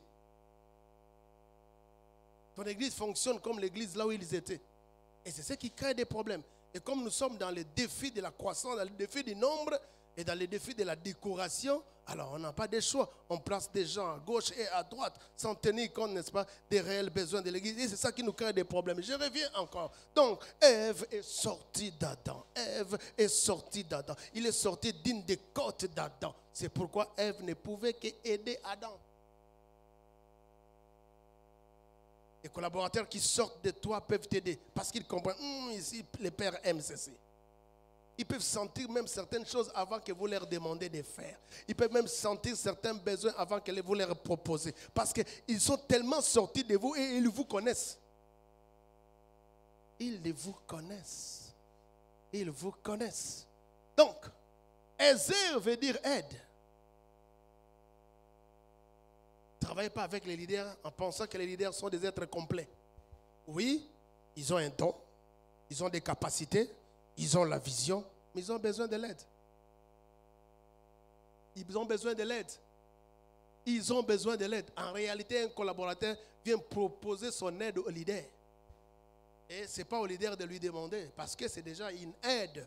C'est à lui de voir maintenant là, comment puis-je être, n'est-ce pas, utile au leader. Maintenant là, quels sont les différents besoins que le leader, n'est-ce pas, est en train, n'est-ce pas, de manifester, d'avoir. Comment puis-je aider les leaders? Comment puis-je aider les leaders par rapport au matin, par rapport au midi, par rapport au soir? Comment aider les leaders? Quand tu commences à rappeler les collaborateurs, ce n'est pas un collaborateur qui te ressemble. Ce n'est pas un collaborateur qui est sorti de tes côtes. Un vrai collaborateur, on ne lui rappelle pas. Un vrai collaborateur, on n'est pas là en train de lui rappeler des choses. Lui-même, maintenant, il va déjà anticiper certaines choses, même avant que tu lui demandes, parce qu'il est sorti de ta côte. Ezer veut dire aide. Nous venons pour aider. Nous venons pour être utiles. Ezer veut dire aussi secourir. C'est secours. Ezer, c'est secours. Ezer, c'est secours. Secourir. Secourir. On vient pour secourir les leaders. On vient pour secourir. Nous apportons notre secours aux leaders. Ça j'aime, ça j'aime, ça j'aime, ça j'aime. Je me rappelle un jour, les enfants d'Israël ont quitté l'Égypte. Ils sont arrivés, ils ont traversé la mer Rouge. Et ils sont arrivés, n'est-ce pas, à quelque part, et ils devaient affronter les Amalek. Et les Amalécites, c'était un peuple guerrier, c'était un peuple bien préparé pour la guerre. Comme j'ai l'habitude de le dire, la seule personne parmi les enfants d'Israël qui était préparée à la guerre, c'était simplement Moïse. Quand on dit que Moïse a appris toute la science des Égyptiens, ça dit qu'il a reçu aussi la formation militaire, parce que n'oubliez pas, Moïse est devenu prophète au désert, mais en Égypte, il était un guerrier et il était un prince. Donc il avait toute la formation militaire adéquate. Donc la seule personne qui pouvait combattre les Amalécites, c'était simplement Moïse. Mais remarquez, lorsqu'ils sont là, confrontés devant les Amalécites, Moïse monte à la montagne pour la prière, mais il demande à Josué de descendre pour combattre avec les Amalécites dans la vallée. Si toi tu étais Josué, qu'est-ce que tu allais dire? Ce vieux ici, lui monte à la prière et il m'expose, il veut que je risque ma vie en me battant avec les Amalécites, donc il veut me tuer. Mais ce n'est pas comme ça que Josué a réagi. Il dit, si le vieux me demande d'aller combattre les Amalek, c'est que le vieux a confiance en moi. C'est que son Dieu sera avec moi. C'est que la victoire sera de notre côté. Vous savez, nous travaillons des fois avec les collaborateurs qui n'ont pas confiance en notre Dieu et qui n'ont pas confiance en nous. Nous sommes avec des collaborateurs. Ils n'ont pas confiance en nous et ils n'ont pas confiance en notre Dieu. Écoutez. Premier commandement d'un collaborateur, tu dois avoir confiance au Dieu de ton leader. Deuxième commandement d'un collaborateur, tu dois avoir confiance en ton leader. C'est pourquoi les gens n'ont pas confiance en toi, parce qu'ils n'ont pas confiance en ton Dieu. Et Josué devait avoir toutes les raisons pour avoir confiance au Dieu de Moïse. Pourquoi? Parce que le Dieu de Moïse s'est révélé plus puissant que Pharaon qui les a colonisés pendant 400 ans. N'est-ce pas? Oui, le Dieu de Moïse s'est révélé plus puissant que Pharaon qui les a colonisés pendant 400 ans. C'est pourquoi un leader doit être un homme des exploits. Des fois, nous demandons aussi aux collaborateurs d'avoir confiance en notre Dieu, mais ils doivent aussi voir notre Dieu en train d'agir et d'opérer de grandes choses. Le collaborateur est là pour secourir les leaders. Il est là pour aider les leaders. Un jour, David avait besoin de prendre de l'eau. Et j'ai aimé ça. Les vaillants hommes qui étaient à côté de David, les vaillants hommes de David, ils ont dit à David, toi, tu ne peux pas aller te déplacer pour chercher de l'eau auprès des Philistins. Parce que toi, tu es notre lampe. Non, nous allons nous déplacer. On va affronter les Philistins et on viendra avec de l'eau. Et s'il s'avère que nous ne venons pas avec de l'eau, on accepte de mourir. Mais au moins que toi, tu sois gardé en vie. Parce que toi, tu es une lampe, la lampe d'Israël. Et vous savez, quand une lampe s'éteint, c'est les ténèbres partout. Et nous sommes ici dans cette ville. Nous sommes ici dans cette église. Nous sommes ici dans cette nation. Mais il y a des gens qui ont la destinée de la lampe. S'il meurt, il y aura des ténèbres. Et chaque collaborateur doit considérer son leader comme une lampe. C'est la lampe de l'église. On ne peut pas l'exposer. Et c'est là où j'ai béni Jésus. La vision de sauver l'humanité n'était pas la vision de Jésus. La vision de sauver les hommes n'était pas la mission de Jésus. C'était la mission du Père. C'était la mission du Père. Mais Jésus s'est dit, non, non, non, non, non, non, non. Le Père ne peut pas mourir à la croix. Parce que si le Père meurt à la croix, ça sera chaos. Non, ça ne peut pas être possible. Le Père ne peut pas mourir à la croix. C'est moi qui descendrai et qui mourrai à la place du Père. Et c'est le comportement de tout collaborateur qui n'expose pas son Père, mais qui lui meurt à la place du Père, se sacrifie à la place du Père pour que le Père soit préservé. Il y a certaines choses, je préfère qu'on puisse me critiquer, mais qu'on ne critique pas mon Père. Il y a des choses, j'accepte qu'on puisse m'humilier, mais qu'on n'humilie pas mon Père. Ce que Jésus a fait, c'est quelque part ce que Pierre aussi a fait. Quand on est venu arrêter Jésus, Pierre a dit non, on ne peut pas t'arrêter. Toi, tu es notre lampe. Il a pris une épée et il a commencé, n'est-ce pas, à combattre les Romains qui étaient là jusqu'à couper l'oreille de quelqu'un. Vous savez, couper l'oreille de quelqu'un, c'est accepter d'aller en prison. Et Pierre a accepté sans tenir compte qu'il avait une femme, il avait des enfants, juste pour préserver son père et son leader. Et c'est ça un collaborateur.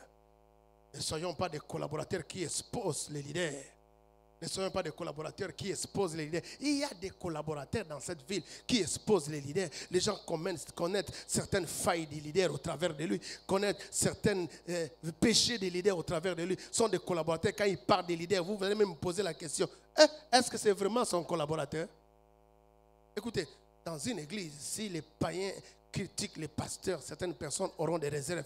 Même si certains membres de l'église critiquent les leaders, certaines autres personnes auront des réserves. Mais si les collaborateurs critiquent les leaders auprès des gens, les gens vont croire à cela. On pas des collaborateurs qui exposent les leaders. Parce qu'un vrai collaborateur secoue les leaders. Un autre verbe. J'avais dit que Ezer veut dire plusieurs choses. Ça veut dire aide, ça veut dire secours. Ezer veut dire aussi soutenir. Soutenir. Un collaborateur, c'est une personne qui travaille dans l'idée de soutenir des leaders, de lui venir en aide à tout moment. Car ce dernier ne peut pas tout faire par lui-même. Et quand je parle de soutenir, je pense à Aaron et Hur. Ces fameux textes d'Exode 17, où nous avons connu le merveilleux nom de Dieu, Yahweh Nissi. Vous vous rappelez? Nous explique que la victoire, parce que Yahweh Nissi, c'est l'Éternel notre bannière, l'Éternel notre drapeau, l'Éternel notre victoire. La victoire qu'apporte l'Éternel a deux volets. Il y a un volet spirituel où Moïse doit être sur la montagne et lever les mains. Et il y a un volet physique où Jésus doit être dans la vallée et, n'est-ce pas, combattre. C'est ça la dimension de Yahweh Nissi. Yahweh Nissi, ce n'est pas seulement la dimension de la montagne. Yahweh Nissi, c'est aussi la dimension de la montagne et de la vallée. De la montagne où on prie. Et c'est le leader qui prie. C'est lui le modèle. C'est lui la personne qui a établi l'alliance avec Dieu. Il doit être la première personne qui doit prier. Et Yahweh Nissi, c'est aussi la dimension où ses fils se battent dans la vallée. Je veux que je parle à quelqu'un. Si tu veux expérimenter Yahweh Nissi dans ton mariage, tu veux expérimenter Yahweh Nissi dans ton église, le leader doit d'abord être l'homme qui lève les mains sur la montagne. Mais comme c'est un homme, en levant les mains à tout moment, il peut y avoir un problème parce qu'il va aussi se fatiguer. Il y a certaines fatigues qui n'ont rien à voir avec les péchés, mais ça a à voir avec la faiblesse humaine. La manière avec laquelle certaines personnes parlent de leur pasteur, c'est comme si les pasteurs étaient des robots. Vous demandez au pasteur de venir au culte matinal, vous demandez au pasteur de venir de prier la journée, vous demandez au pasteur de prier le soir, vous demandez au pasteur d'être là à la veillée, vous demandez au pasteur d'être là à la retraite. Quand vous voyez un pasteur fonctionner de la sorte, c'est qu'il n'a pas de collaborateur. Ah oui, il n'a pas de collaborateur. Et il y a même certains pasteurs qui sont dans la logique et disent, ici dans cette église, les choses marchent seulement quand moi je suis là. Non, il y a un problème. Soit tu n'as pas de collaborateurs ou tu n'as pas formé de collaborateurs. En réalité, l'église atteint sa maturité. C'est lorsque le leader n'est pas là, mais les choses se font comme si le leader était là. Et c'était ça la pensée de Dieu dans le jardin d'Éden. Dieu ne voulait pas être là, mais que les choses se passent comme si lui était là. C'est comme ça qu'il a créé Adam à son image et à sa ressemblance. La clé, si tu veux que tes collaborateurs fonctionnent comme si toi tu étais là, ils doivent être à ton image et ils doivent te ressembler. C'est alors que tu auras le repos. Et c'est ce qui justifie pourquoi Dieu s'est reposé le 7e jour. Dieu n'a pas de muscles pour se reposer au 7e jour. C'est parce qu'au 6e jour, il a créé un collaborateur à son image et il a voulu que le collaborateur fonctionne comme lui. Quand tu crées le collaborateur à ton image et il fonctionne comme toi, tu peux te reposer dans les ministères.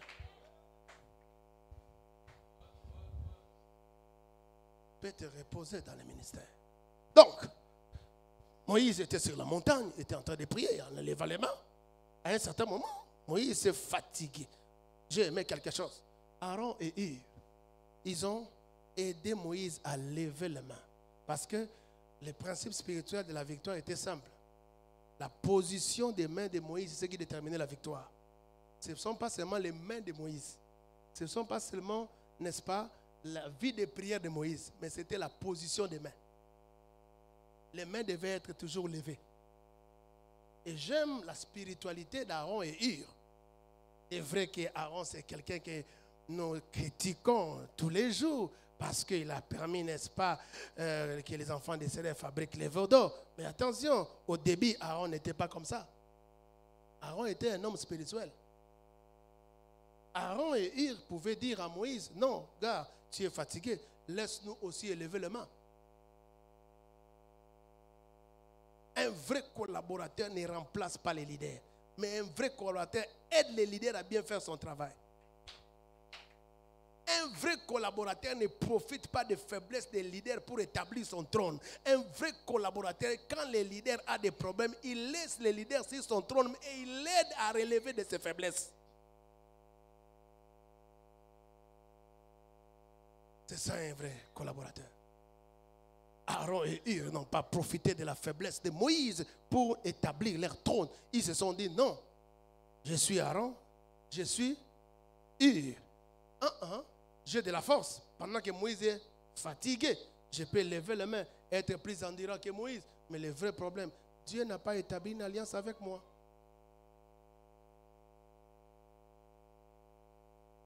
La position de la victoire, oui, dépendait de la position des mains, mais pas les mains de n'importe quel homme. Des mains de la personne qui a établi l'alliance avec Dieu. Les mains de la personne qui a établi l'alliance avec Dieu. Donc, les bons collaborateurs aident les leaders. Tu n'es pas en train de me comprendre. Aaron, dont je suis en train de parler là, c'est le grand frère de Moïse. Donc, sur les plans, n'est-ce pas, de l'âge, c'est son grand frère. Il a les doigts d'aînesse selon la coutume juive. C'est lui qui est l'aîné. Et il pouvait profiter de la faiblesse de Moïse pour dire, oh moni, yaya, zakaka, yaya, tu comprends maintenant là que tu dois me laisser la place. Mais Aaron a compris, il n'y a pas un problème de l'âge ici, il y a un problème de la spiritualité de l'alliance.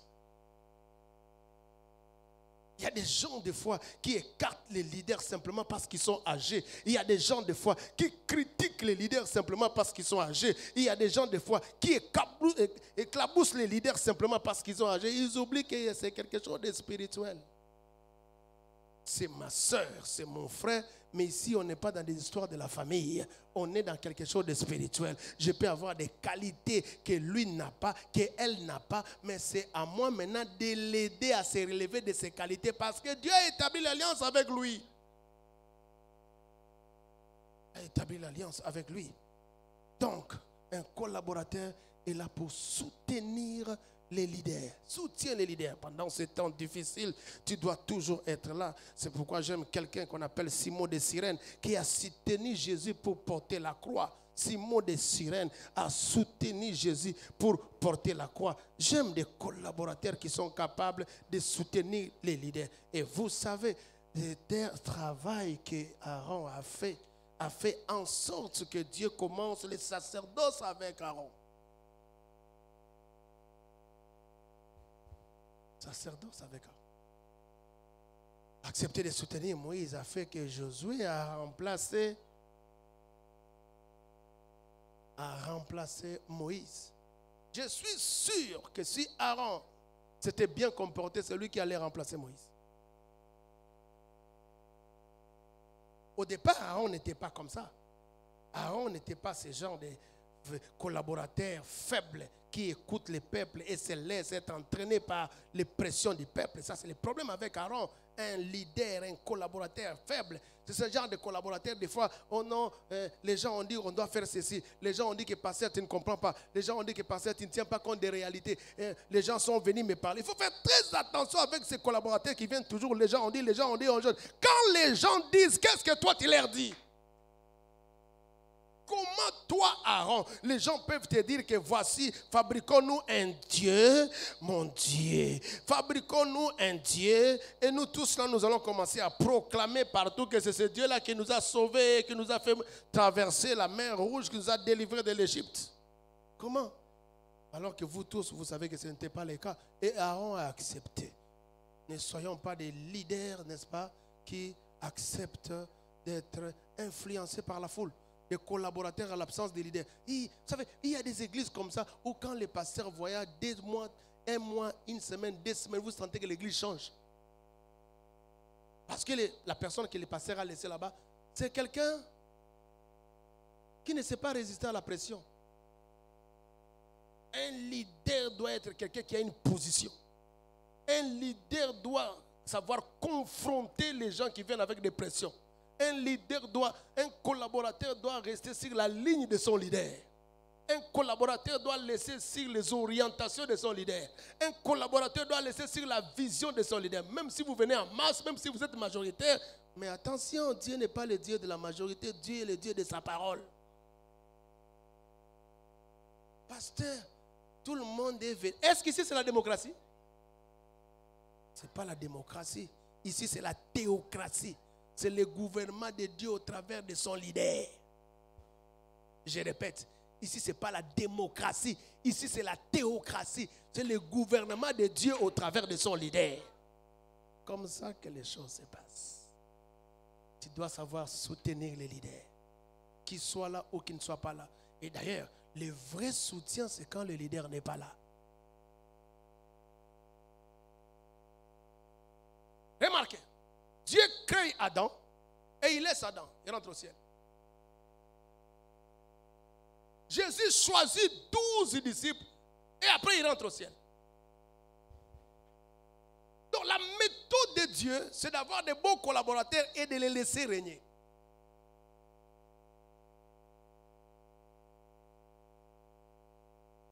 C'est pourquoi un bon leadership doit toujours créer de bons successeurs.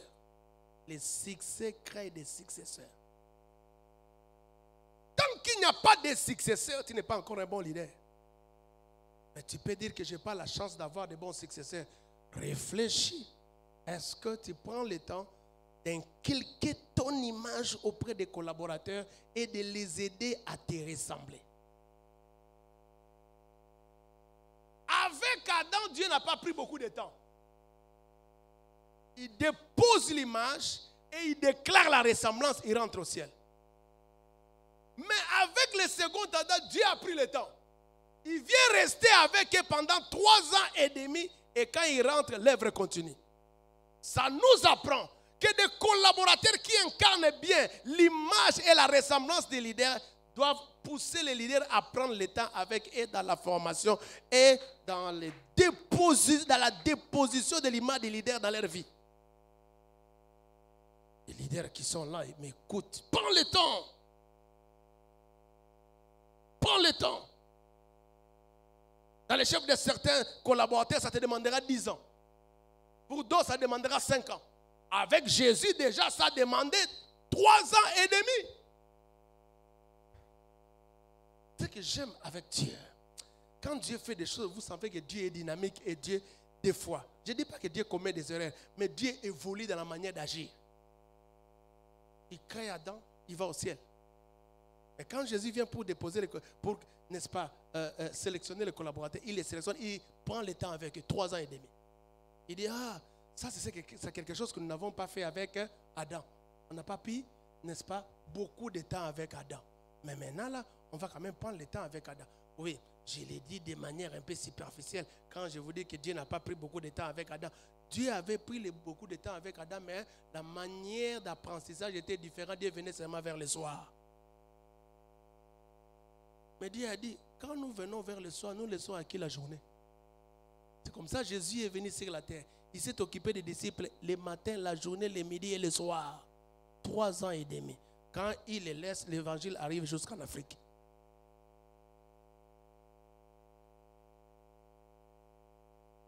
Prends le temps avec les collaborateurs. Prends le temps avec les collaborateurs. Prends le temps de vivre avec eux, de travailler avec eux.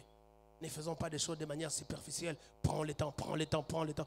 Dites à quelqu'un, prends le temps. Dites à quelqu'un, prends le temps. Ou même vous qui êtes à la maison, dites à quelqu'un, dites à votre voisin là, prends le temps, prends le temps, prends le temps, prends le temps, prends le temps, prends le temps, prends le temps. Oh, exercer veut dire aussi contribuer. Ah oui. Je disais, Dieu a donné Ève comme collaborateur, pas d'abord comme une femme. Et vous savez, l'idée de Dieu qu'à partir d'Adam, qu'il y ait la multitude des hommes, qu'il y ait, n'est-ce pas, que toute la terre soit remplie, n'est-ce pas, des hommes. C'était l'idée de Dieu. Dieu n'avait pas l'idée de créer des millions et des millions d'hommes sur la terre. Dieu avait simplement la vision de créer un homme et à partir de lui, que les hommes commencent à se multiplier, n'est-ce pas? Et la raison pour laquelle Dieu a créé l'homme mâle et l'homme femelle. Mais remarquez, comment est-ce que la collaboratrice Ève a aidé Adam dans cette mission que Dieu lui avait donnée, n'est-ce pas, de se multiplier sur la terre. La collaboratrice Ève a donné à Adam son corps. Est venu avec son utérus comme instrument de contribution, comme part de contribution dans l'entreprise. Il dit à Adam, je donne mon corps, je donne mon utérus, je donne mon ventre pour que nous puissions atteindre la mission de Dieu. Multipliez-vous sur la terre. Un collaborateur contribue pour que la mission puisse s'accomplir. Il amène tout. Ève avait amené son corps. Mais toi, tu peux amener ton intelligence. Tu peux amener ton temps. Tu peux amener ton argent. Pierre a apporté sa barque.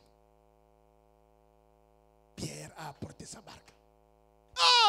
Nous disons et nous le répétons que Jésus a multiplié les pains. Mais nous oublions que dans l'accomplissement de ces miracles, les disciples aussi ont contribué. Parce que quand il n'y avait pas 7 pains et 3 poissons, Jésus n'avait pas opéré les miracles. Ah ben oui, on venait lui dire que les gens ont faim, ils n'ont rien à manger. Jésus leur a dit, donnez-vous leur même à manger. Jésus dit, pourquoi ils n'avaient pas accompli les miracles? Ils savaient que les besoins c'était les pains, les besoins étaient les poissons, les besoins étaient de manger. Jésus attendait la contribution des collaborateurs. Donc il y a certains miracles qui se feront à l'église au nom du leader, mais les collaborateurs vont contribuer. Même s'ils vont donner peu, mais au moins ils seront des prémices de l'accomplissement des miracles. Nous ne pouvons pas tout laisser au leader. Oui, nous n'avons pas son alliance. Oui, nous n'avons pas son onction. Oui, nous ne connaissons pas la parole comme lui. Mais nous pouvons quand même apporter quelque chose. Quelques pains et quelques poissons. Ouais, entre les mains des leaders, la multiplication peut commencer. Mais au moins, nous amenons quelque chose. Contribuer. Contribuer. Contribuer. Donnez le meilleur de vous-même. Bien-aimé, je répète ce que j'ai l'habitude de dire souvent. Si tu n'as pas été un très bon collaborateur, tu ne seras pas un très bon leader. Et la bénédiction du collaborateur à côté du leader dépendra aussi de la contribution du collaborateur dans l'accomplissement de la vision du leader. Je répète, la bénédiction du collaborateur à côté du leader dépendra de la contribution du collaborateur pour l'accomplissement de la mission du leader. Un collaborateur qui ne contribue pas dans l'accomplissement de la mission du leader, il ne sera jamais béni. Il ne sera jamais béni. Il ne sera jamais béni. Il ne sera jamais béni. Ne soyons pas des gens, des collaborateurs. Ne soyons pas dans la classe, dans la catégorie des collaborateurs JIDA. Choisis et sélectionné par Dieu. Quelqu'un qu'on a donné un très très bon poste. Oh mon Dieu, Ce n'est pas à n'importe qui qu'on lui donne de gérer les finances. Parce que les finances, c'est le cœur de toute entreprise. Donc, quand on te donne de gérer les finances, c'est que la personne a beaucoup confiance en toi. Mais qu'est-ce qui s'est passé? Judas est le collaborateur qui a trahi les leaders. C'est là où je dis, les collaborateurs déloyaux mourront avant les leaders.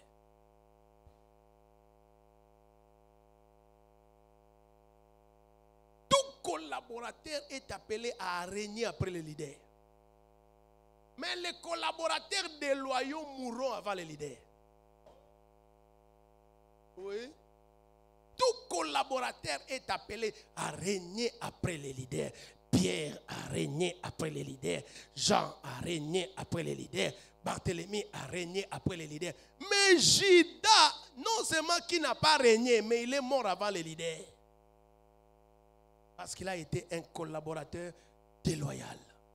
Un collaborateur déloyal. Un collaborateur qui trahit les leaders. Un collaborateur qui détruit les leaders. Un collaborateur qui diminue les leaders. Je pose la question.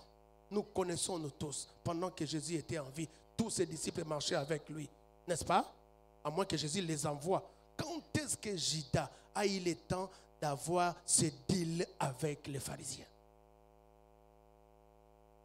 Alors, il faut faire très attention avec ces collaborateurs. À un certain moment, vous les voyez, puis ils se clipsent. Vous ne savez pas, ils sont en train de parler avec qui. Ils partent recevoir un autre évangile. Et quand ils viennent, ils trahissent. Quand ils viennent, ils trahissent. Quand ils viennent, ils trahissent. Quand ils viennent, ils trahissent. Faisons attention de ne pas être comme Lucifer, qui était aussi un collaborateur de Dieu, mais qui a voulu prendre le trône de Dieu. Faisons très attention. Ne soyons pas comme Lucifer. Bien-aimés, nous devons accepter des fois que nos leaders règnent. Un bon collaborateur a cette joie quand il voit son leader régner. Il a cette joie quand il voit son leader acheter une voiture. Il a cette joie quand il voit les gens acclamer les leaders. D'ailleurs, ça c'est une preuve que le collaborateur travaille bien. C'est quand son leader est béni, quand son leader est marié, quand son leader a des enfants, quand son leader est connu, quand l'église avance. Il y a des collaborateurs qui ne sont pas dans la joie quand les leaders avancent, quand l'église est bénie. Ils se disent, tout ça, il y a en église. Nous travaillons pour qu'une seule personne puisse régner ici. Ça sont des collaborateurs dangereux. Je peux aller? Je vais vous placer quelque chose rapidement. Je vais vous placer quelque... J'ai déjà fait combien de temps comme ça? 1 heure déjà? 1h30. Je vais terminer. Je pourrais... Attention avec moi parce que je peux vous prendre comme ça 3 heures de temps. Je vais finir. Vous remarquez, j'avais dit hier que le problème de la chute de l'homme est d'abord un problème du leadership. N'est-ce pas? Mais attention, le problème de la chute de l'homme, là j'ai renchéri, c'est aussi un problème de collaboration. C'est aussi un problème de collaboration. Remarquez, quand Satan arrive, évidemment au travers du serpent, et qu'il cible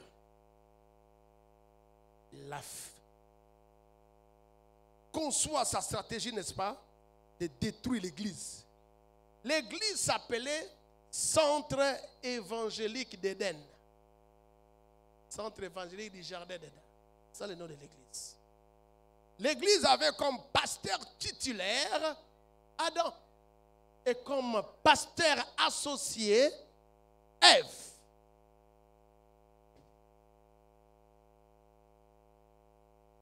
Et Satan arrive pour déstabiliser cette église. Il entre au travers du serpent et qu'il touche. Satan ne touche pas le pasteur Adam. Satan touche l'assistant Ève. Comprenez par là que les premières cibles de destruction dans une église, ce sont les collaborateurs.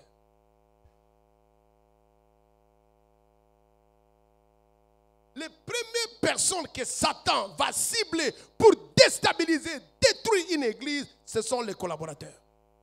Donc quand tu n'as pas de bons collaborateurs, quand tu n'armes pas les collaborateurs, quand tu ne fais pas un grand travail des collaborateurs, tu délègues pour déléguer, tu donnes des postes à des gens à titre décoratif, tu places des gens qui n'ont pas de compétences et de capacités, qui n'ont pas la loyauté, occuper des postes importants dans cette église, bien aimé, tu es en train de construire un château de cartes. Une maison qui n'a pas de fondement. Pourquoi? Parce que les collaborateurs sont les piliers de la vision. Vous voyez, la charpente, c'est ça la vision. Et les personnes qui tiennent la vision, ce sont les collaborateurs. Et Satan le sait. La charpente peut être grande, mais moi je ne vais pas attaquer les charpentes. Moi je vais attaquer simplement les piliers. Je n'attaquerai pas la charpente. Et les piliers sont les collaborateurs. Satan le sait. Les collaborateurs, ce sont des exécuteurs de la vision, des exécutants de la vision. Les leaders donnent la vision, mais ceux qui exécutent sont les collaborateurs. C'est comme ça que vous trouverez dans certaines églises. Les pasteurs ont de très bonnes idées, mais aucune de ces visions-là ne s'accomplit. Parce qu'il ne faut pas demander aux pasteurs d'exécuter la vision.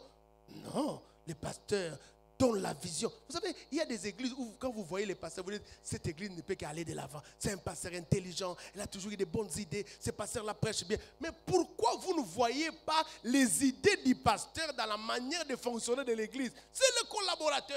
Il n'exécute pas la vision du pasteur. Ce sont des gens de collaborateurs qui attendent que les pasteurs conçoivent et exécutent. Mais bien aimé, c'est de la folie. Même quand Dieu a créé le corps humain, ce n'est pas la tête qui conçoit et la tête qui marche pour aller à l'accomplissement de ce que la tête a conçu. Non, la tête conçoit, les mains et les pieds exécutent. Et c'est comme ça aussi une église. Les leaders conçoivent, les collaborateurs qui sont comme les mains et qui sont comme les pieds, ils exécutent. Donnez une vision de la croisade. Donnez une vision de l'achat parcelle. Donnez une vision des loyers. Les gens attendent que les pasteurs soient là en train d'aller dans des maisons des gens pour qu'ils puissent contribuer. Ça, que vous n'avez pas de collaborateurs. Vous avez des traites dans une église. Les pasteurs conçoivent. Ce sont les collaborateurs qui exécutent. Dès que les pasteurs conçoivent, les collaborateurs exécutent. Même Jésus, quand il devait fêter la Pâque, qu'est-ce qu'il a fait? Il a envoyé les disciples. Allez chercher l'endroit où nous allons, n'est-ce pas? Fêter, n'est-ce pas? Mais il est Jésus, pourquoi il n'avait pas tout fait seul? C'est là où il y a la malédiction des collaborateurs. Des collaborateurs qui ne sont pas disposés à exécuter. Qui ne sont pas disposés à marcher pour trouver les personnes et les endroits où la vision peut être exécutée. Et le diable connaît. Le diable connaît. Il peut laisser les leaders être grands, mais il va avoir les leaders seulement au niveau des collaborateurs. N'est-ce pas? Et c'est ce que Satan a fait. Ce que vous voyez dans le livre de Genèse au début, c'est ça la stratégie du diable. Des fois, le diable n'attaque pas les leaders, mais il attaque simplement les collaborateurs. C'est comme ça que le serpent a attaqué Ève. Il y a quelque chose. Ève, mauvaise collaboratrice. Il parle avec les serpents sans avoir la permission de son leader. Ève, mauvaise collaboratrice. Et ça m'étonne. Ève était habituée à parler simplement avec Adam. Quand un jour dans le jardin, tu vois un serpent parler, tu ne peux pas te poser des questions. Cette histoire, des fois, nous lisons cela et nous la lisons de manière superficielle. Est-ce que quand Dieu a créé les animaux, Dieu a permis qu'un animal puisse parler comme un homme? Mais vous ne remarquez pas ici que le serpent a parlé? Bon, vous me direz que c'était un miracle du commencement. Mais quel est ce serpent qui avait l'habitude de parler à l'époque qui jusqu'à aujourd'hui ne parle plus? Ce serpent-là qui parlait, c'était un serpent suspect. Bien aimé, quand vous voyez un serpent commencer à parler, vous devez vous dire que ça devient suspect. Parce qu'en réalité, un serpent ne parle pas. Ah mais oui, des fois nous lisons ça dans la Bible, on ne tient pas compte de ça. Comment pouvez-vous imaginer un serpent parler? On prêche même ça dans nos églises. Le serpent a parlé. Est-ce que le serpent doit parler? Est-ce que le serpent a la capacité de parler? Est-ce que quand Dieu a créé le serpent, Dieu voulait que le serpent puisse parler comme un homme? Et quand Ève a remarqué que le serpent a parlé comme un homme, Ève n'avait pas trouvé ça que c'était dangereux.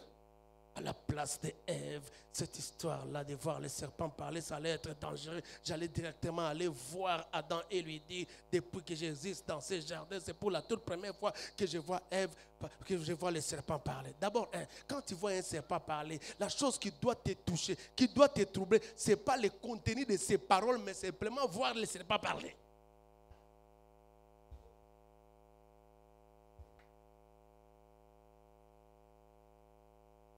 Il y a des collaborateurs, ils voient les serpents parler, mais ils les écoutent.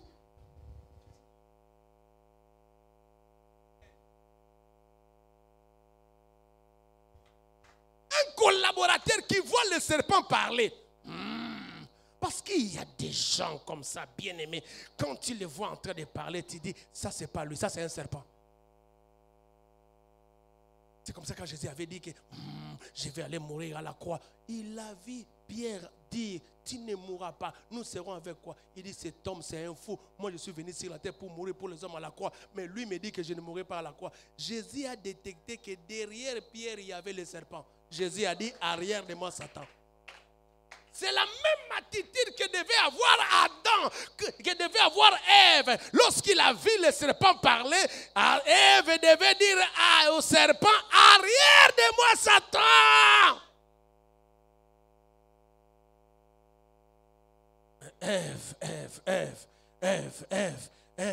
Ève a parlé avec le serpent. Ce qui est grave. Un animal qui ne parle pas, il parle et il te convainc.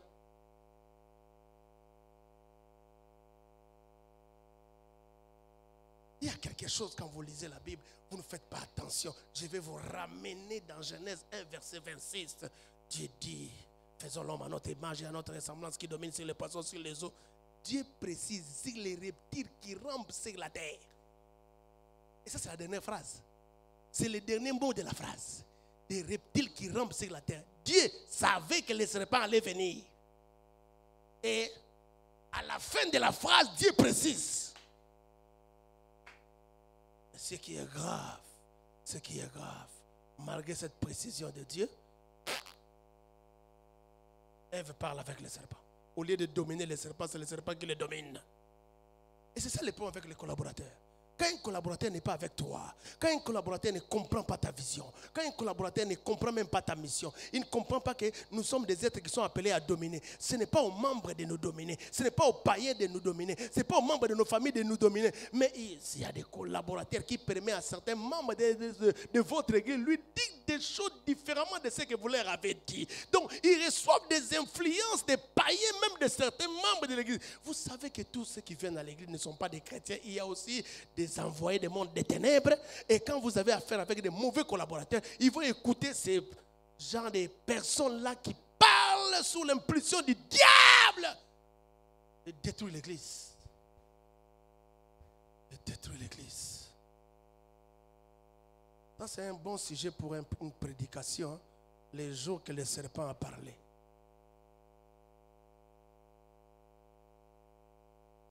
Les jours que le serpent a parlé. Oui, les jours que le serpent a parlé. Ève écoute le serpent. C'est comme certains de nos collaborateurs qui écoutent certains membres de nos églises. D'ailleurs, tout le monde à l'église dit que le pasteur là n'a pas raison. Tout le monde à l'église dit qu'on ne doit pas avoir veillé. Tout le monde. Toi, tu écoutes le serpent parler. Quel genre de collaborateur? Un collaborateur écoute ce que son leader a dit. Un point trait. Et quand il entend quelqu'un d'autre dire une chose, il le contredit. C'est ça un collaborateur. Mais ce n'est pas comme ça que Ève a réagi. Il écoute le serpent et le serpent le convainc. Ce qui est grave. On a tellement convaincu Ève que Ève est venue convaincre le leader.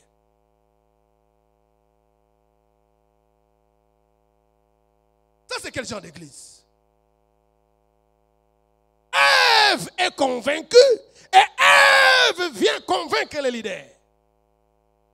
Et il y a une chute. La chute de l'homme est aussi un problème de collaboration.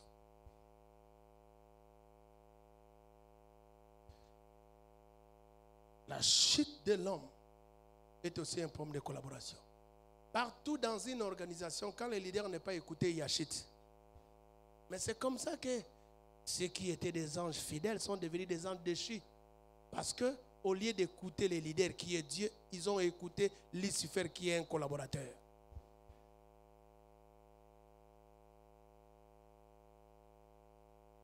Au lieu d'écouter les leaders qui est Dieu, ils ont écouté un collaborateur.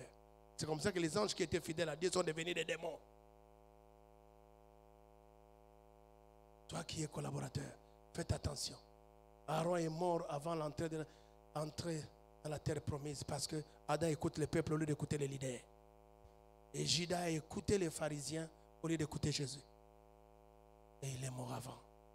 Bien-aimés, nous devons faire très attention dans le choix de nos collaborateurs. Nous devons nous impliquer dans leur formation.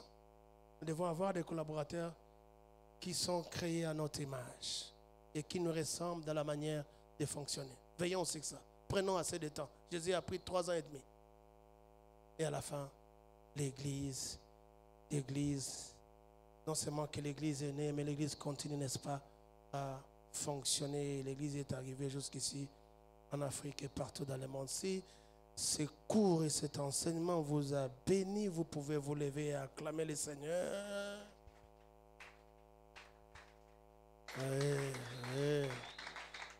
Je vais entendre des acclamations qui dépassent celles que vous faites là. Oui, est-ce qu'il y a des gens qui peuvent pousser des cris de joie? Pousser des cris de joie, pousser des cris de joie, pousser des cris de joie. Nous allons faire comme Moïse, levons la main, levons la main. Prions que Dieu fasse de nous des bons collaborateurs et que Dieu nous donne des bons collaborateurs. Et prions aussi d'avoir le temps de former des bons collaborateurs. Prions le Seigneur, s'il vous plaît. Prions le Seigneur. Et je demande à tous les pasteurs là où vous êtes, à tous ceux qui m'ont suivi ce matin, ou encore dans ce début d'après-midi là où vous êtes, je ne sais pas si peut-être c'est au Canada ou aux États-Unis que vous me suivez. Prenez le temps de prier. Priez que Dieu fasse de vous un bon collaborateur. Oui, nous avons essayé, n'est-ce pas, de parler sur les qualités d'un bon collaborateur, qu'un bon collaborateur devait soutenir les leaders. Bien-aimés, il est temps, prions. Que Dieu nous donne de bons collaborateurs. Prions d'avoir assez de temps pour former des collaborateurs. Toi-même, pose-toi la question, est-ce que je suis un bon collaborateur? Parce que Dieu ne bénit que les bons collaborateurs. Dieu ne libère son succès, sa bénédiction que sur les bons collaborateurs. Et des bons collaborateurs deviennent des grands leaders. Des bons collaborateurs deviennent des grands leaders. Et demande pardon à Dieu parce que tu as commis des erreurs du fait que tu étais dans l'ignorance. Tu as fait des choses. Des fois, tu ne comprends pas comment ta vie est bloquée. Des fois, tu ne comprends pas comment ta vie n'avance pas. Tu as été là, mais pas comme un bon collaborateur. Et même des leaders qui sont ici, je suis en train de vous demander aussi pardon à Dieu parce que vous avez placé des gens, vous avez donné des responsabilités à des gens à qui vous ne devriez pas donner des responsabilités. Vous avez cédé des responsabilités à des gens qui ne vous ressemblent pas. Des gens qui sont pas taillés à votre image. Et vous leur avez donné des responsabilités. C'est comme ça qu'il y a des problèmes dans votre ministère, qu'il y a des problèmes dans votre église. Et j'aimerais vous demander de prier que Dieu puisse vous aider. Il est vrai que nous aurons un dernier live la semaine prochaine, mais déjà maintenant on peut commencer à demander à Dieu. Nous pouvons commencer, n'est-ce pas, à prier le Seigneur de nous aider. J'aimerais que quelqu'un puisse vraiment élever les mains. Bien aimé, c'est sérieux ce que nous sommes en train de suivre ici. C'est sérieux ce que nous sommes en train de suivre. Que Dieu nous fasse grâce, que Dieu nous fasse grâce, que nous soyons de très bons collaborateurs, que nous soyons des collaborateurs loyaux, que nous soyons des collaborateurs fidèles, que nous soyons des collaborateurs qui contribuent, que nous soyons des collaborateurs qui aident les leaders, que nous soyons des collaborateurs qui sont disposés à vouloir que les leaders puissent aller de l'avant. Oh, parce que c'est là où nous serons bénis. C'est là où Dieu va ouvrir les portes de nos vies. C'est là où certaines malédictions dans nos familles vont être écrasées. Si nous sommes de très bons collaborateurs, prions le Seigneur qui nous accorde cette grâce. Il y a une maman qui prie, il y a un papa qui prie, il y a un pasteur qui prie. Je sais que Dieu est en train de suivre Oh mon Dieu, ta prière en ce moment. Dieu est en train de suivre ta prédication, ta prière en ce moment. Prie le Seigneur. Prie le Seigneur. Rocha bro yakaba. Rikata sa prokoro yababa bro. Recha mama. Levez la main s'il vous plaît. Tu es collaborateur. Tu es leader. Dieu me demande que tu prennes la décision de changer ton église, de prendre le temps de former les gens.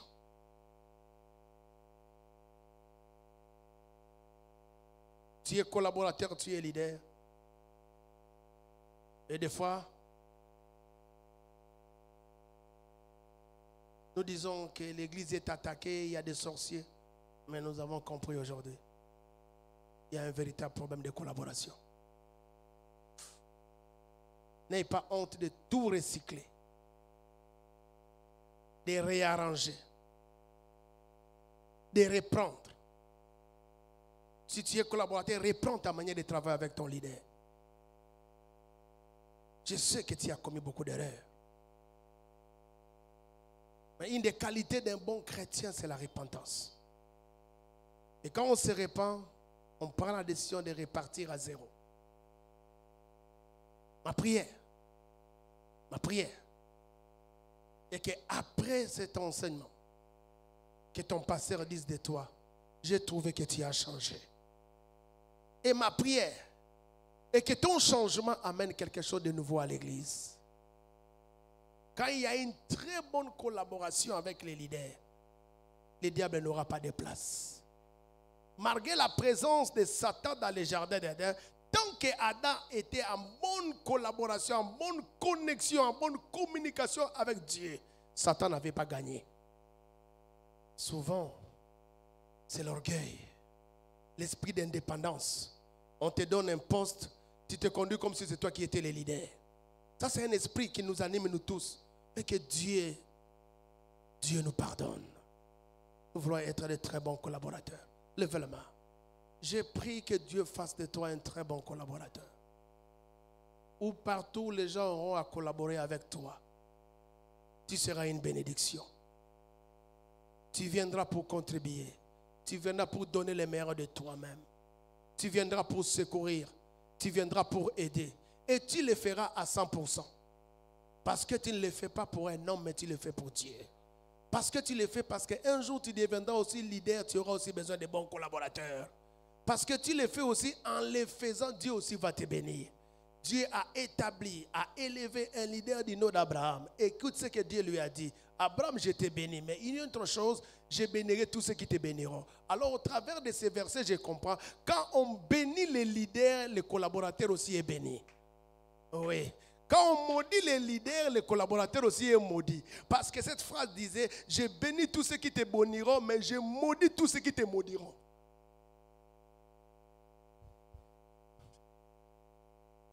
Mets ta main sur ta tête. Je demande même à nos amis qui sont à la maison de mettre leurs mains sur la tête. Que Dieu vous bénisse. Je disais que Dieu vous bénisse. Le Congo va changer par nous. L'Afrique va changer par nous. Le monde va changer par nous. Dorénavant, les gens verront une autre nature dans la collaboration. Les gens verront une autre couleur dans la collaboration.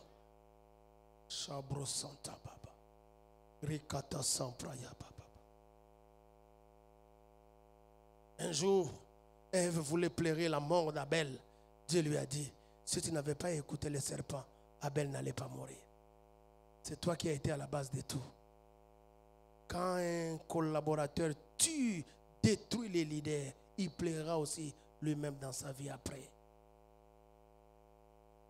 Que Dieu te fasse grâce d'être un très bon collaborateur. L'avenir de l'œuvre de Dieu est entre nos mains. L'avenir de ce pays est entre nos mains. L'avenir de nos pays, de nos familles est entre nos mains. Est entre nos mains. Et j'aimerais demander à tout le monde qui est ici en ces lieux, deviens une étoile qui brille. Deviens une lumière qui brille. illumine partout où tu seras. Que les gens qui seront en contact avec toi soient des gens bénis. Dans le nom de Jésus. Amen. Pendant que vous êtes debout, j'aimerais que vous pouvez soutenir notre école et ce genre de portes ouvertes que nous sommes en train de faire. Je vais demander à chaque personne, aujourd'hui ou demain, d'amener une offrande de $5. Je ne demande pas beaucoup. Vous étiez bénis, n'est-ce pas? Est-ce qu'on ne peut pas soutenir ce qu'on fait ici? Comprenez que ce que nous faisons ici, il y a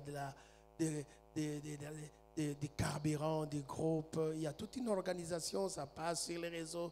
Il y a, n'est-ce pas, la connexion qu'on doit mettre, avoir un bon cœur, c'est soutenir de tels genres d'actions. Si vous nous soutenez aujourd'hui, nous vous inviterons encore le mercredi pour un autre cours.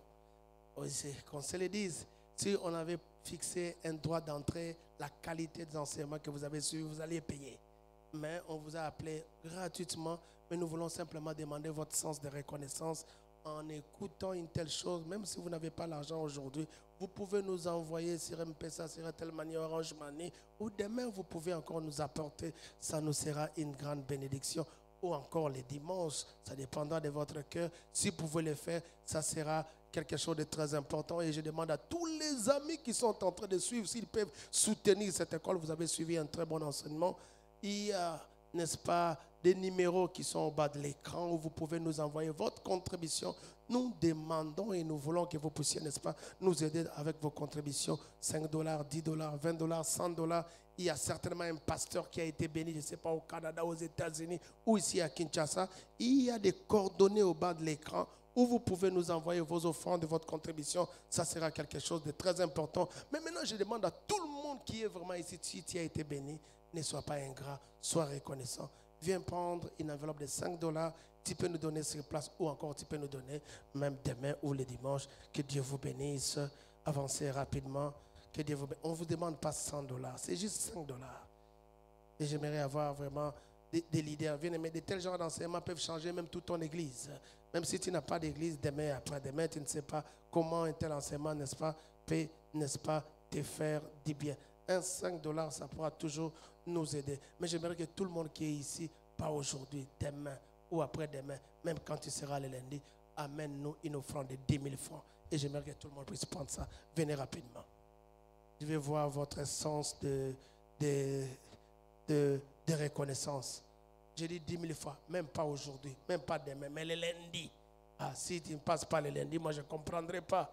Si tu ne passes pas même pour le lundi, je ne comprendrai pas. Je ne comprendrai pas ces 10 000 francs que je te demande. S'il te plaît, c'est 10 000 francs. Et si tu en as sur place, au lieu d'aller avec des dettes, tu peux facilement venir, n'est-ce pas, nous aider et que Dieu vous bénisse. Dieu vous bénisse. Attention. Est-ce que vous ne pouvez pas nous aider pour le lundi? Je vous vois assis, s'il vous plaît, je vous vois assis. Aidez-nous. Je vous vois assis. J'ai demandé juste 10 000 francs. Pas aujourd'hui, pas demain, même le dimanche, même le lundi. Si vous pouvez nous aider, ça sera une très bonne chose. S'il vous plaît. Et nos amis là à la télévision, les gens qui nous sont en train de suivre sur les réseaux sociaux, si vous pouvez faire quelque chose pour nous, nous vous serons reconnaissants et Dieu va vous bénir. N'oubliez pas, nos livres sont en vente. 365 énergies. Vous pouvez avoir ça avec $10. Génération des jeunes lions, c'est à $15. Beraka, comprendre la bénédiction autrement, c'est à $15. Dieu peut tout faire sauf s'adorer lui-même, c'est à $15. Les voleurs ne volent pas tout, c'est à $15. 365 vitamines de la foi, c'est à $10. Et demain, et à la fin du mois, nous aurons, n'est-ce pas, notre enseignement sur, notre livre sur On ne te trouvera pas, l'on t'avait laissé. Du 28 au 1er, on a conférence. C'est démarqué dans son ministère. Je ne sais pas si vous voyez l'esprit déjà qui règne ici. La conférence, ça sera un autre niveau. Et nous serons avec le pasteur Jean Bosco, nous serons avec le docteur Parfait, nous serons avec le pasteur Jean Kambala, nous serons avec l'apôtre Néhémie Mabeng des États-Unis et nous serons avec le pasteur Roger Mollet. Et si vous le voulez bien, je serai encore là pour apporter la connaissance de la parole de Dieu. Je vous aime tous et Que Dieu vous bénisse. On ne vient pas dans la maison de Dieu les mains vides. Je vais vous demander d'avancer. Nous voulons bénir Dieu au travers de nos offrandes. Avançons avec nos offrandes, s'il vous plaît. Avançons avec nos offrandes, s'il vous plaît. Ici, je prêche les serviteurs. Nous avons l'habitude de dire aux gens, donnez, il vous sera donné, bien-aimé. Alors maintenant, là, montrez-nous l'exemple, amenez votre offrande. Je suis en train de regarder tout le monde. Et celui qui ne se lève pas est très suspect parce que je vais me poser la question, tu es fidèle de l'éco-dîme ou tu es fidèle vraiment d'une église? Parce que l'offrande, c'est quelque chose qu'on ne doit même pas insister. Tu ne peux pas te retrouver ici sans pourtant donner ton offrande. J'ai béni des gens qui amènent 10 000 francs, 5 000 francs, 2 000 francs. Que Dieu vous bénisse. Et nos amis qui sont en train de nous suivre sur les réseaux, vous pouvez aussi passer vos offrandes. Dieu va vous bénir. Et les gens nous ont suivis vraiment de partout. Il y a beaucoup de gens qui nous ont suivis aujourd'hui. Nous vous donnons rendez-vous pour la semaine prochaine pour un autre cours. Waouh, ça sera fort la semaine prochaine. Il y aura un autre cours et ça fait tellement de bien. Ceux qui avaient pris des engagements, vous pouvez, n'est-ce pas, venir nous les remettre. Ceux qui avaient pris des engagements, ne restez pas avec les engagements. Là, on parle à des fidèles simples. Vous êtes des